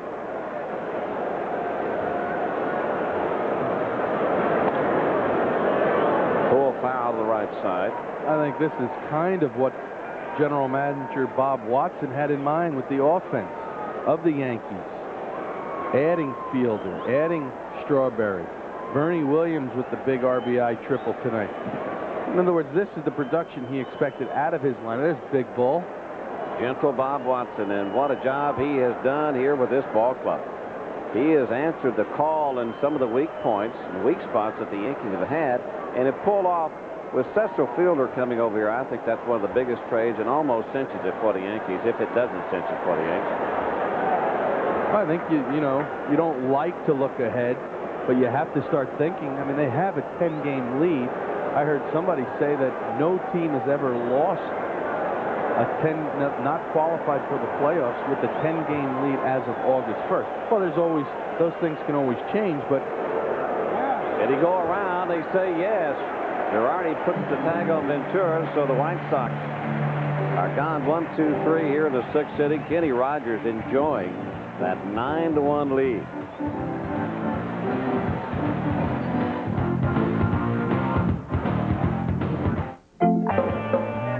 New York Yankees baseball is brought to you by Heineken, true to the original recipe since 1886.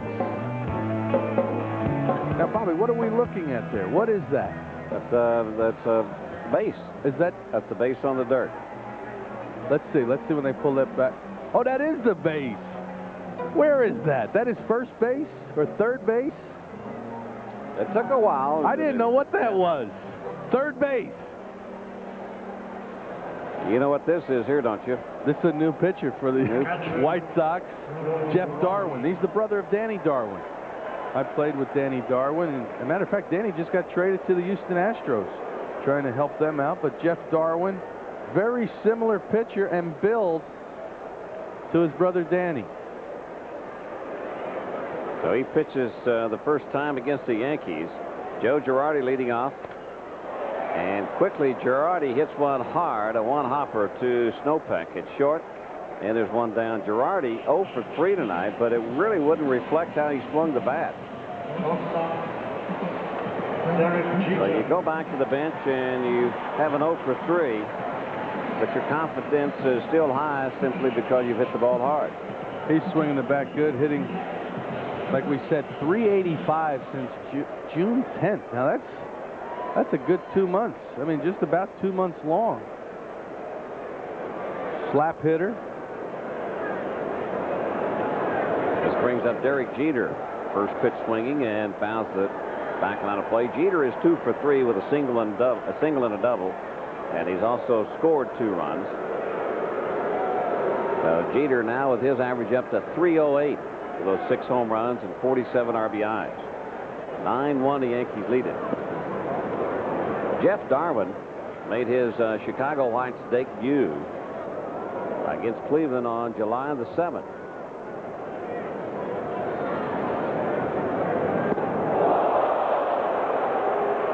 Just like his brother Danny Darwin, who's known to do that an awful lot. Darwin trying to sneak one inside. Wow, that is sneaky, though. Sneaky little fastball. Look at this. Up and in. Yeah, but it's not that close. Derek leaning out over the plate. That barely missed. In fact, it may have caught the inside corner of the plate. That's fouled off to the right side now to play. It looked to me like that ball caught a piece of the plate, even though Derek hit the deck like it was way inside. Well, more and more hitters do that, Bobby. You're right. They lean over. They try to protect the outside part of the plate because that's where all the pitchers are going to be, away from you. Very few pitchers pitch inside. That's a little different now. Do you see what he does? You see what Jeff Darwin does with that front glove? He kind of slaps it at the hitter. If we could pick this up, watch this. Watch his glove. His glove will almost like a slap shot. Watch his glove right there. Boom. A little looper out into shallow center field, and Durham made a nice try, but he couldn't come up with it. And Jeter has 3 hits on the evening. That'll bring him up over 310. 3 hits after having a 4-hit night yesterday. Boy, when you're hot, these things fall in too. See, he goes back inside, jams him again, but he's strong enough to get that ball into the outfield. Look at the effort of Ray Durham, though. He made up a lot of ground on that last couple of feet. Good hustle by Durham. One down, that is. And Wade Boggs, who is 2 for 3 with an RBI and a run scored. And they're going to play behind Jeter at first base.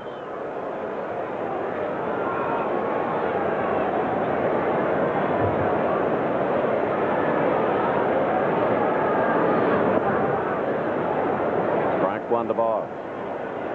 A little more standard for Boggs. Center field is just shading towards left center. Big gap in right center field for Wade. I read No balls, 2 strikes. Bobby today. He has another single tonight, right?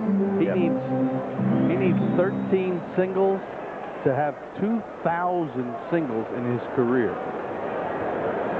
That almost stretched from here to your home. 1 ball, 2 strikes to Boggs.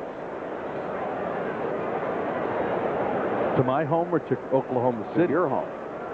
2,000 singles in his career. They could have been those little duck snorts out there. I mean, they don't have to be those long singles. 43 more hits to get to 2,700. Look at this. He knew there was a big hole between first and second, and he turned the wrist over and drove one in between that gap. And he picks up his third base hit as Jeter moves to second. Now make that 12 singles to 2,000. 42 hits to 2,700 hits in his major league career. But you're right, watch. Just turns his wrists over and drives that ball in the hole. 3 hits for Boggs. And now you're seeing the offense like they thought the Yankees would contribute. They really have been struggling offensively as a team for the last 10 or 12 games.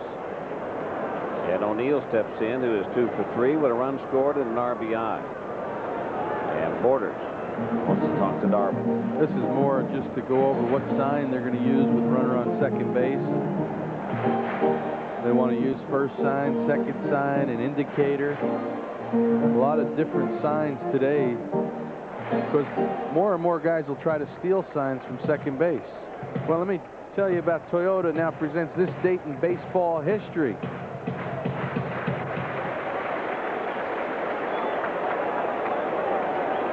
Well, we'll get to that right after the pitch from Darwin.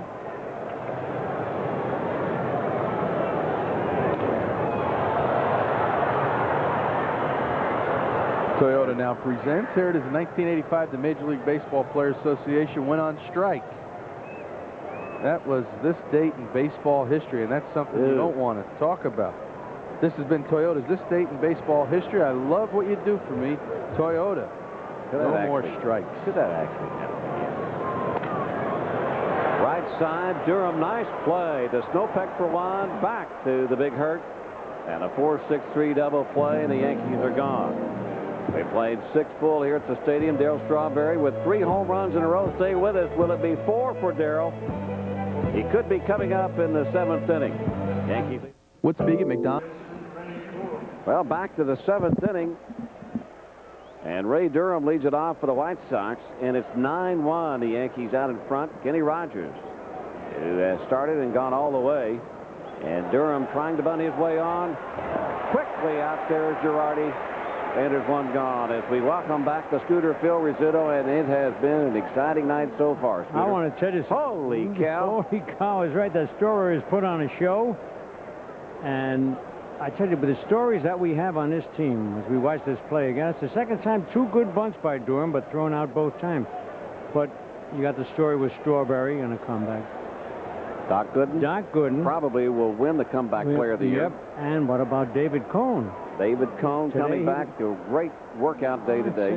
This club is something. They got a lot of stories to tell on this club. I mean, there is a lot of optimism right now that David Cone will be pitching for the Yankees by the 15th of September. Well, he said he would, you remember? And you got to believe the guy. He's a real workhorse.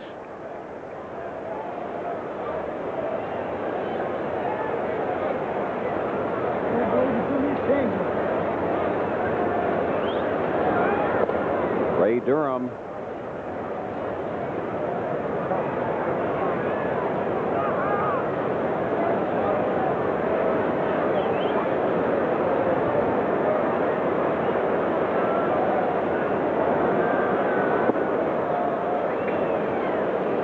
Outside, ball 2, 2-2. So we understand now that Garcia calls Durham back on that play because it hit him. It was a foul ball and not a regular play.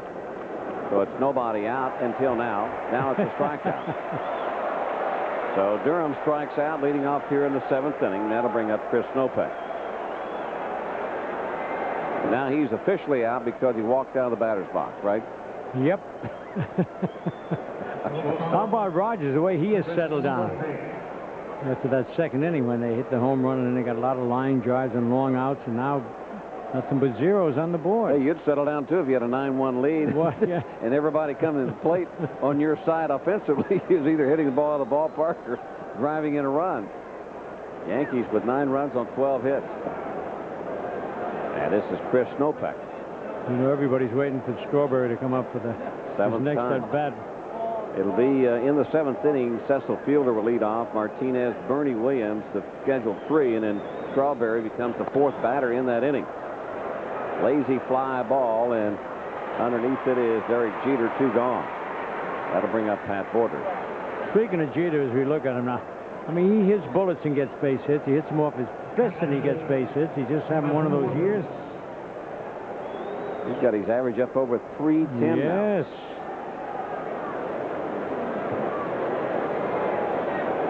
Pat Borders batting, 2 gone. He is 0 for 2 tonight. He used to be a 300 hitter, didn't he?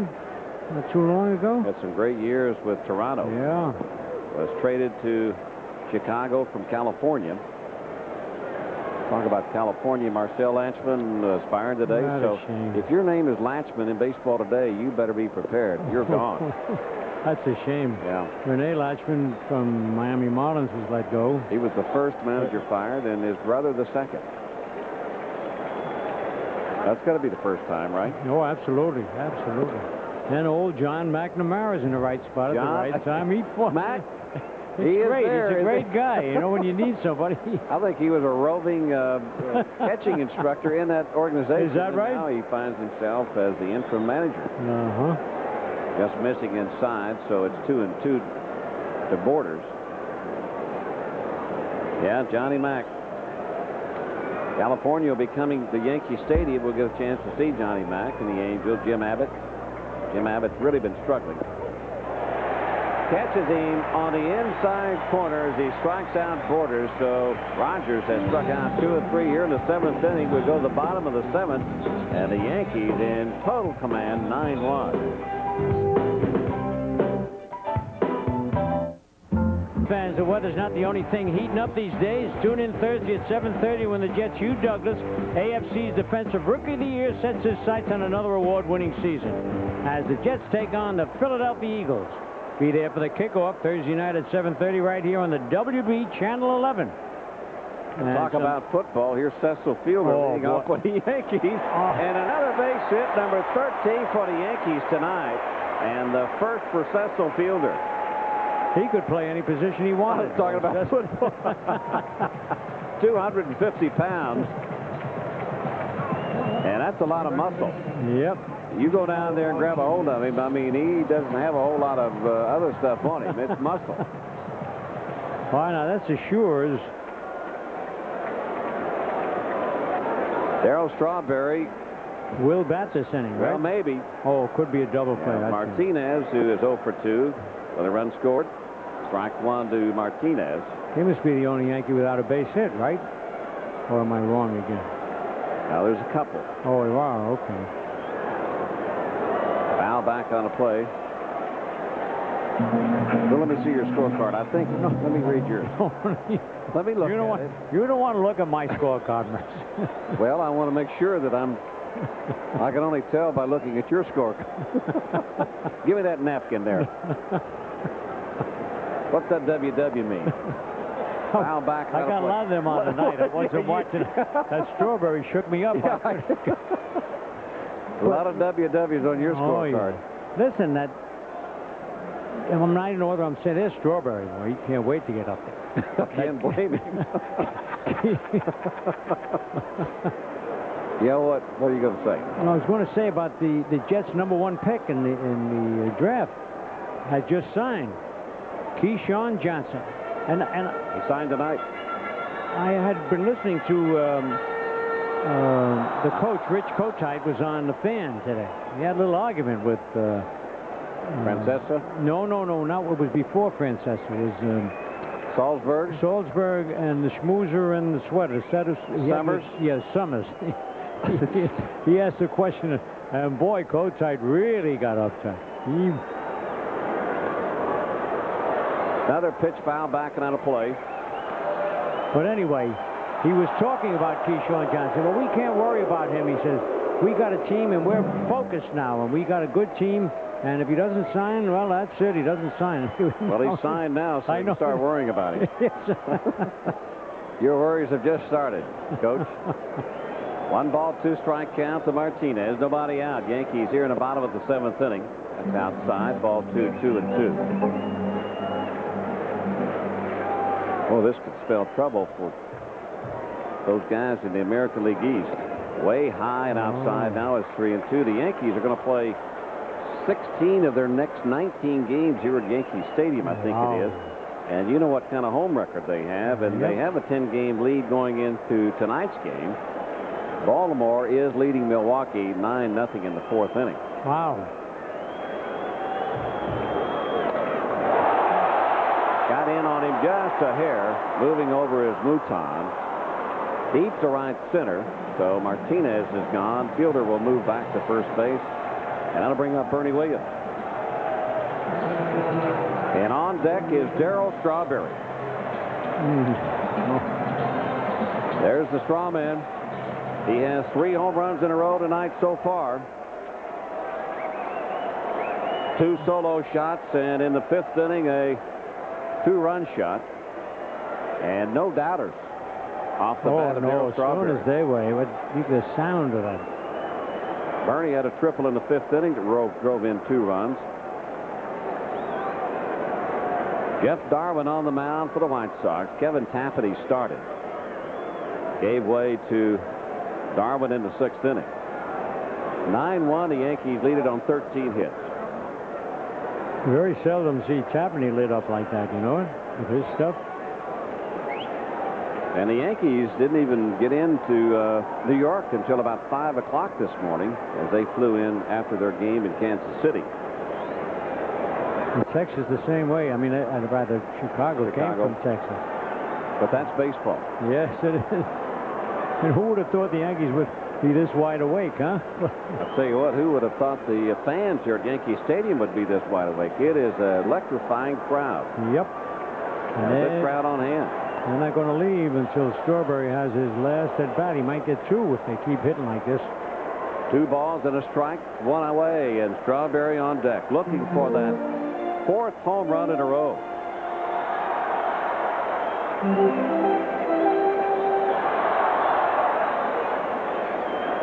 The only other Yankee to hit 4 home runs in a row was Lou Gehrig. In one game back on June the 3rd, 1932. Low and inside, ball 3, 3-1. 4 guys have done it in the 4 consecutive manner. Gehrig, Blanchard, Johnny Blanchard, Mickey Mantle, and Bobby Mercer. Can't even believe it myself. High fly ball. Moving back on it is Phillips as he makes the play. 2 gone, and here comes Darryl Strawberry. Look at the standing. They're going to stand up before he swings even now. Oh, this is unbelievable. You never saw this before. The whole house standing up. Strawberry hit a solo shot back in the 2nd inning. Here comes Terry Bevington. Let me just take you through the 3 home runs as Bevington makes his way to the mound. Strawberry will get a chance to hit against another pitcher as Bevington goes to the mound. Darwin is gone. A left-hander they're bringing in.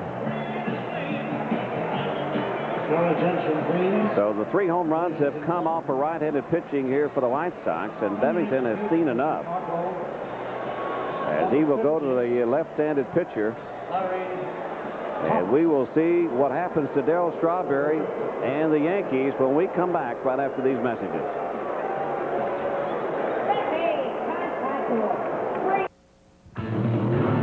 The race is on. Catch Joe Torre's Yankees as they take on the tough Seattle Mariners August 16th at 7:30, the 17th at 4, the 18th at 1:30, and August 19th at 7:30. On August 16th, Foot Locker presents Yankees Athletic Sock Night. The 17th is Yankee Tote Bag Day, courtesy of WABC Talk Radio 77. And on Sunday the 18th, Bonita Bananas presents Kids Cup Day for fans 14 and under. We'll see you at the stadium. Hurry into Pep Up. Hey, Yankee fans, children between 7 and 14 can enter to be a bat boy or bat girl by sending a postcard by August 19th to Always the Yankees, Always Coca-Cola, P.O. Box JAF 3210, New York, New York, 10116. Welcome back to Yankee Stadium. We want to welcome ESPN Worldwide, who is tuning in right now. Darryl Strawberry with 3 home runs in a row so far will be facing this new pitcher, Larry Thomas, here in the 7th inning. And the breaking ball low and away. The only other Yankee to hit 4 consecutive home runs in one game was Lou Gehrig back in 1932, June the 3rd. And Darryl Strawberry has his moment right here. Now the pitch missing outside, so the count goes to 2 balls, no strikes. I don't think Darryl's going to see a fastball all night from this left-hander. Well, after what he's done off the right-handed pitching, Kevin Tapani gave up 2 home runs in the 2nd and the 4th home run, 4th inning that was, and then Jeff Darwin in the 5th.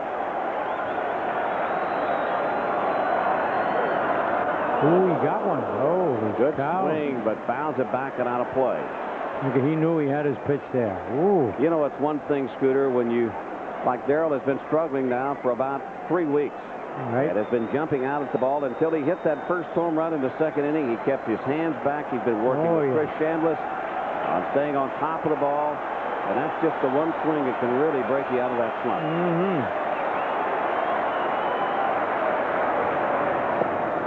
Up high, ball 3. The fans, I knew they'd start booing if he walked. Oh, if he walks him, they'll really boo.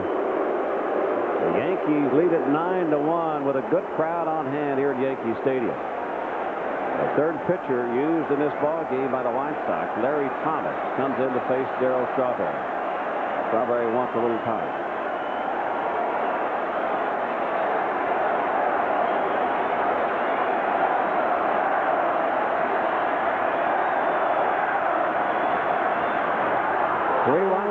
Down the left field line. Tony Phillips will move towards the line, and he will make the play. But nevertheless, Strawberry has hit 3 in a row, and he will get a big standing applause here at the stadium. Yankees lead it 9-1.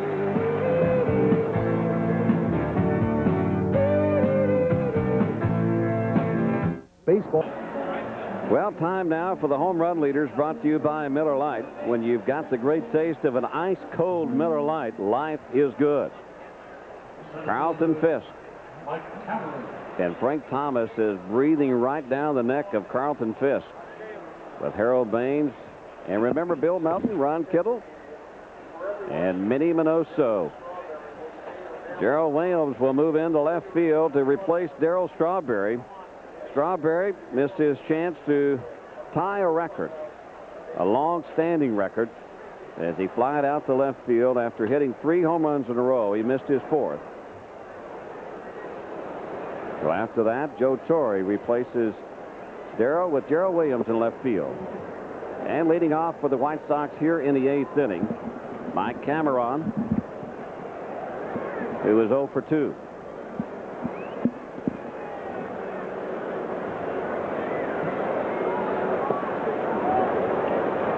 1 ball, 1 strike to Cameron. Well, you know, a lot of excitement. But a lot of history could have been made here tonight. And you know, Strawberry's got power to left field too. He just got under that a little bit.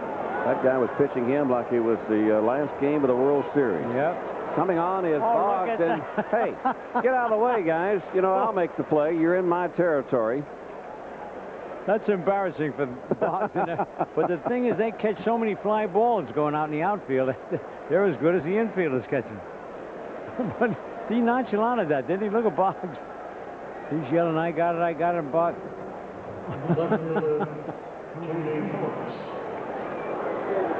Pretty nonchalant, Yep. right? And he is in control right now. The White Sox have 1 run on 3 hits as the Yankees lead at 9-1. Tony Phillips bats for the 4th time. Tony officially 1 for 2 with a walk.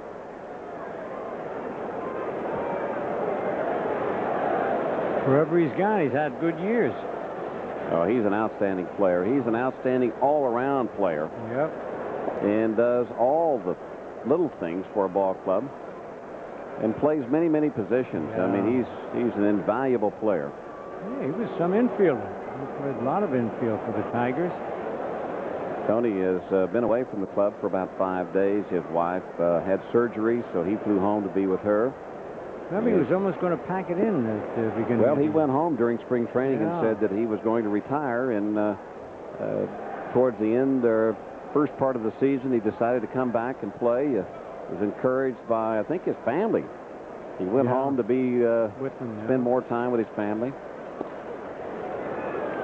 3 balls, 1 strike to Phillips. 1 down here in the 8th inning. Yankees lead at 9-1. People don't understand it is a tremendous stressful situation being away from your family for long periods of time and moving around the country playing every day. Once the spring training starts, it's every day. Yep. Sometimes you can play 200 plus days in a row.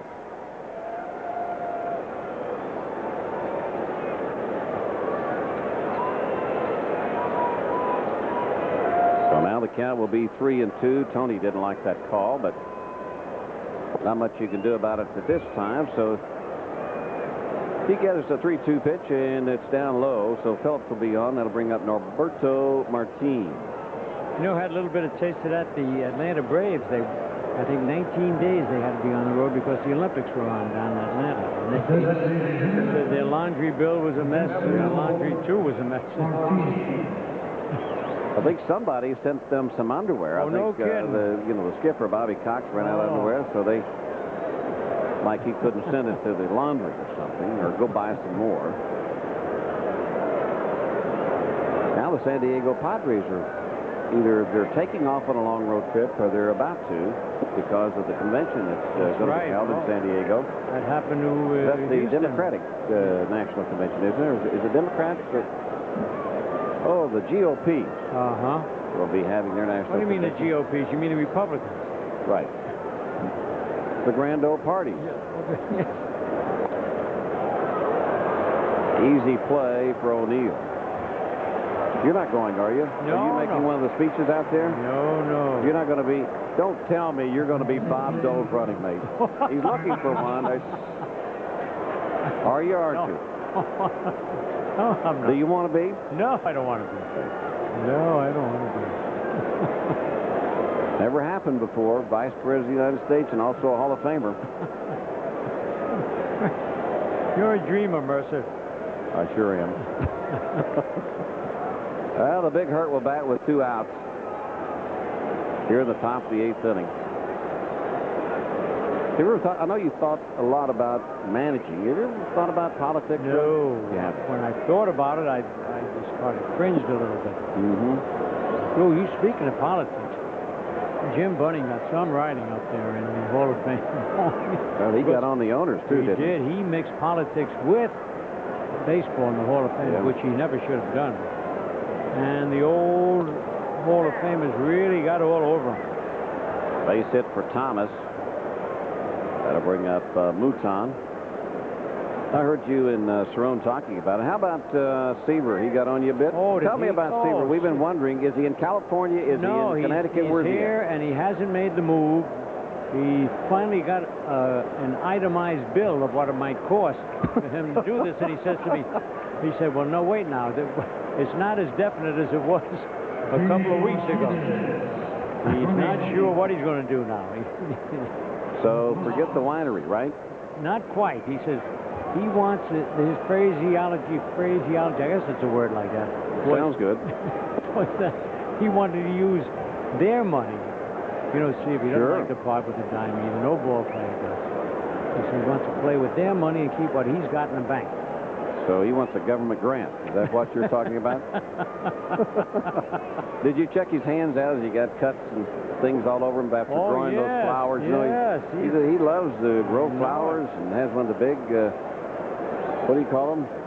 Flower beds in Connecticut. Oh, yes, he's got beautiful beds, but he's going to go into the same thing, you know, with the grapes. Although grapes don't grow in the ground, they grow on a vine. A vine. Hollywood and Vine. You know, he was in rare form. Yeah. He ripped me. Oh, he believe and that. Palmer. Palmer, what? He can give you the needle. I couldn't believe Really? it. He would get on me. 2 balls, 2 strikes to Mouton, 2 outs. You should have heard him and Weaver go at it, you know, because they never got along. No, I know that. And he's written 2 books where he ripped Weaver, and Weaver gave it to him. Why don't you tell me exactly what you think, Palmer? Palmer said, well, I got you in the Hall of Fame, Palmer said. He got Weaver in the Hall of Fame. Well, that'd be a lot of fun for you guys. Yeah, it really was. I mean, you get these Musial, all these great Hall of Famers. Did Musial play the harmonica? Yeah, he always plays. He goes to bed. You can't get him off the stage sometimes. No. He has a lot of fun. What a great guy. Yeah, he loves to laugh. Yeah. 2-2 count, 2 outs here in the 8th inning. Now it's 3-2. You know, you don't know guys until you're up with them. Like Frank Robertson, I never knew he could be a guy to give you the needle and get on guy. Really? Oh, he was great.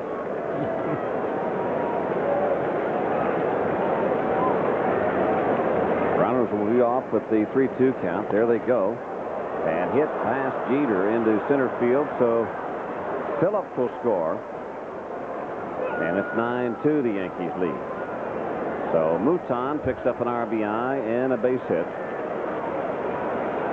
That'll bring up Robin Ventura. Oh, Joe's going to take him out. I guess there is some action in the Yankee bullpen. He's had an outstanding night. He's not taking him out. I guess he wanted to ask him if he might be tired and wanted to come out. Well, the White Sox only have 5 hits and 2 runs. And a 9-2 lead. But like you said, yes, there is activity now in the Yankees bullpen. Probably just wanted to find out if how he felt. And he probably wants him to face Ventura, too, being the left-handed batter in this lineup. Right. And the breaking ball in there, strike 1. Could be. Ventura hit the home run back in the 2nd inning. That's when the White Sox took the lead in the top of the 2nd.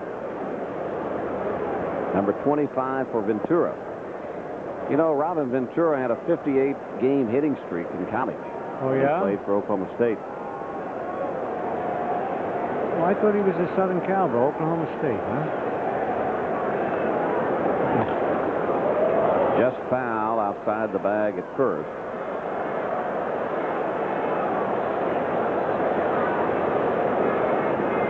The kid fell out of the stand. Now he'll probably be thrown out of the stand. If he got the ball, he would be. Well, he might still be, yeah.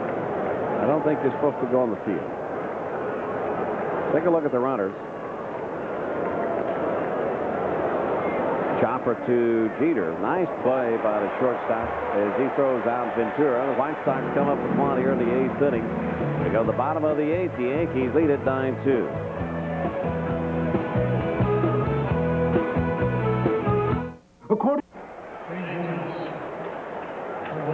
Well, back at Yankee Stadium after the final out in the 8th inning.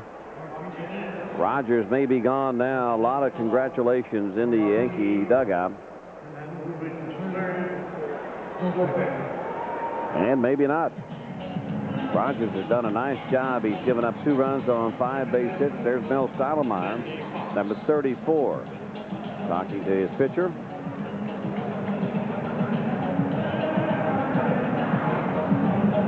So the shortstop is now Norberto Martin. And Martinez at first base.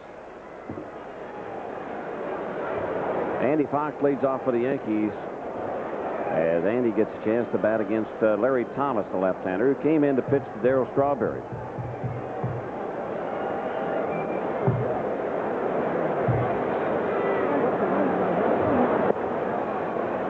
No balls, 2 strikes.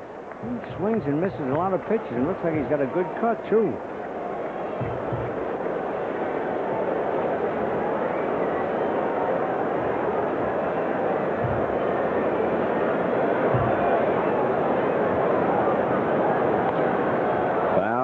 Off to the left side now to play. Does it seem to be kind of a left down now that Strawberry yes, gets that 4th in a row? Yeah, a lot of people have left.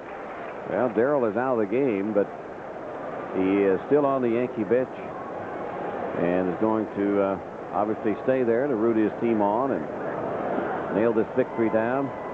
Borders drops it, and he will pick it up and throw out Fox, so a strikeout. 1 gone. That'll bring up Girardi.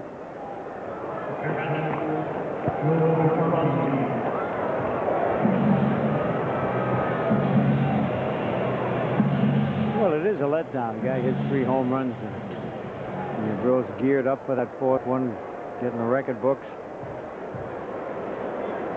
Like you say, he just missed by a fraction of an inch, hitting that ball in the left field seats. And Girardi, who is 0 for 3, swings at the first pitch, pops it high in the air towards center field. Cameron camps under it, and there's 2 gone. So Girardi 0 for 4 tonight. He's hit the ball hard 3 times. And he's come up nothing. Huh? I'm sorry, but you notice the weird shifts they have on certain hitters? Yeah. I never saw anything like it. It's like Girardi cannot pull the ball down the left field line. Yeah. That'll bring up Derek Jeter, who's 3 for 4. A double and 2 singles and 2 runs scored. Last night he had 4 singles and 3 runs. 4 for 5 last night in Kansas City.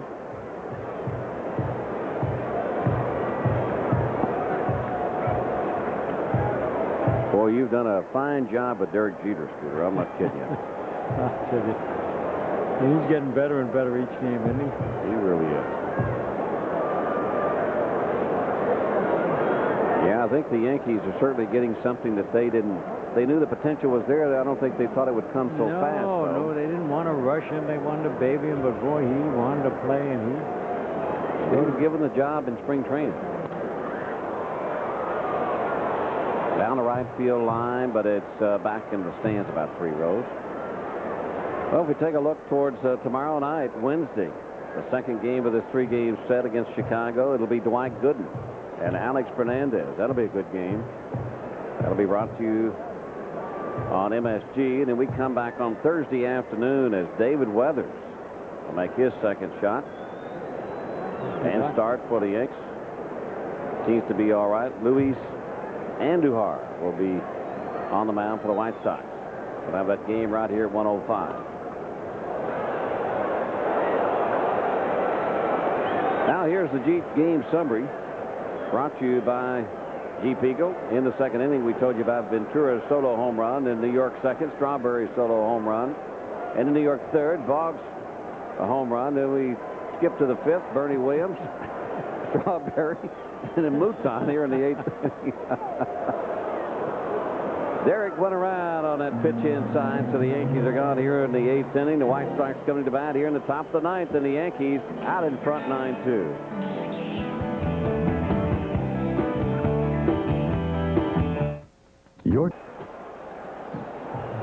Well, back at the stadium, and it has been a good game by the Yankees this evening, and the Yankees will send Jim Nasir to the mound tonight. Darryl Strawberry with 3 consecutive home runs hit in this game, and just missed the 4th consecutive game as he flies a home run in the 7th inning. A lot happening, especially on the offensive side, as the Yankees have come up with 9 runs on 13 base hits, and Monsieur will take over here in the 9th inning. Ray Durham will be the leadoff batter. So he'll try to nail it down for Kenny Rogers.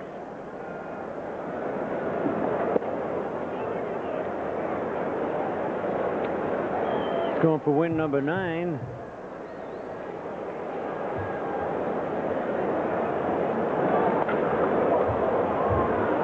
Hard hit ball into right field. Base hit for Durham. On a tight game, he would have been able to catch that ball on a fly if it was a close game. He'd come in, that ball really carried. And he would have dove forward and probably made the catch. Watch how close. Just hangs up there. You agree or not? You can disagree with me, Mercer. Well, once you commit yourself to come Yes. in, you've got to continue to come in, and he stopped, so Right. he would have been caught in between anyway. This is Chris Snopek. Well, I'm glad he didn't. I would say if it were a close Yeah. game, he'd die. But I don't want to see anybody get hurt now with a 7-run lead. Outside ball 1-1 now to Snopek.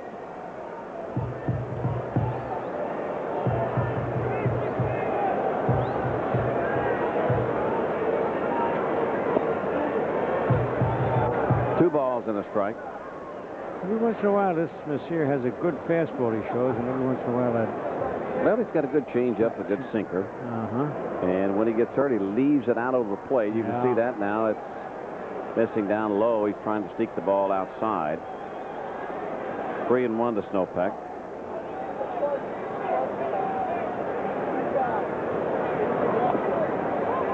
Foul down at home plate. Messier took over from David Weathers when Weathers was hit in the arm in Kansas City and had to leave the game.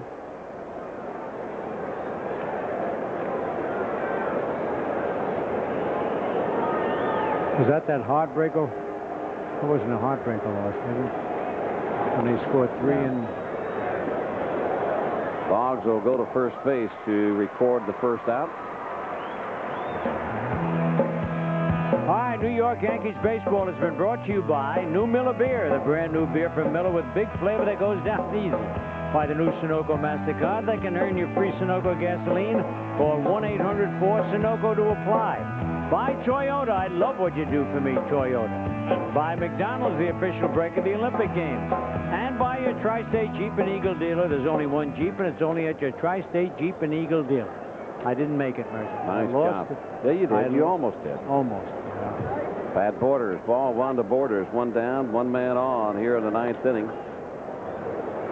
Andy Fox will go to Martinez to record the second out as Durham moves to third. So now there's 2 gone and the last man that can save it for Chicago with the Yankees in front 9-2, and they feel very comfortable about this lead. Mike Cameron will bat.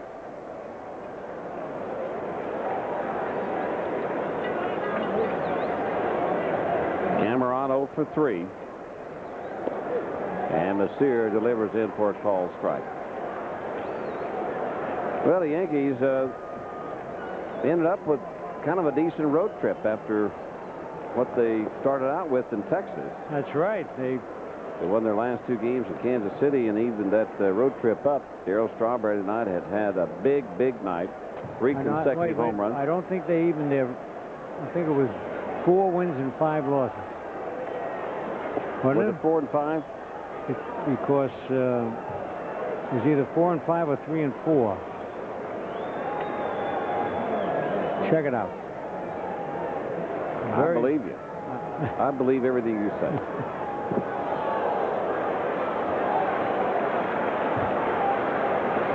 Did you see Sid Boardman out in Kansas City?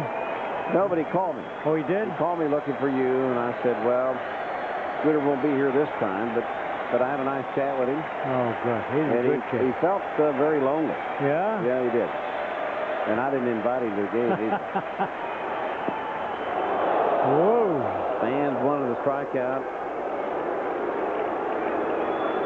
And it misses inside, so Cameron takes the count to 3-2. 2 gone here in the 9th inning.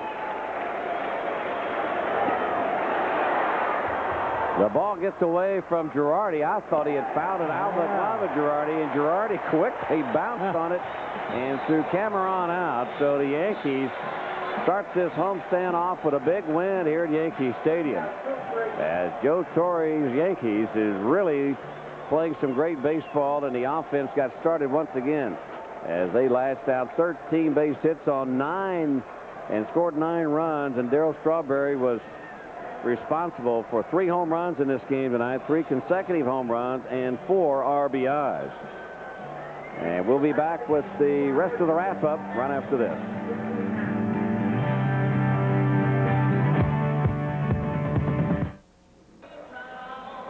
Well, there are your totals for tonight's ball game. The Yankees winning at 9-2, and Kenny Rogers up to his winning record to 9-5.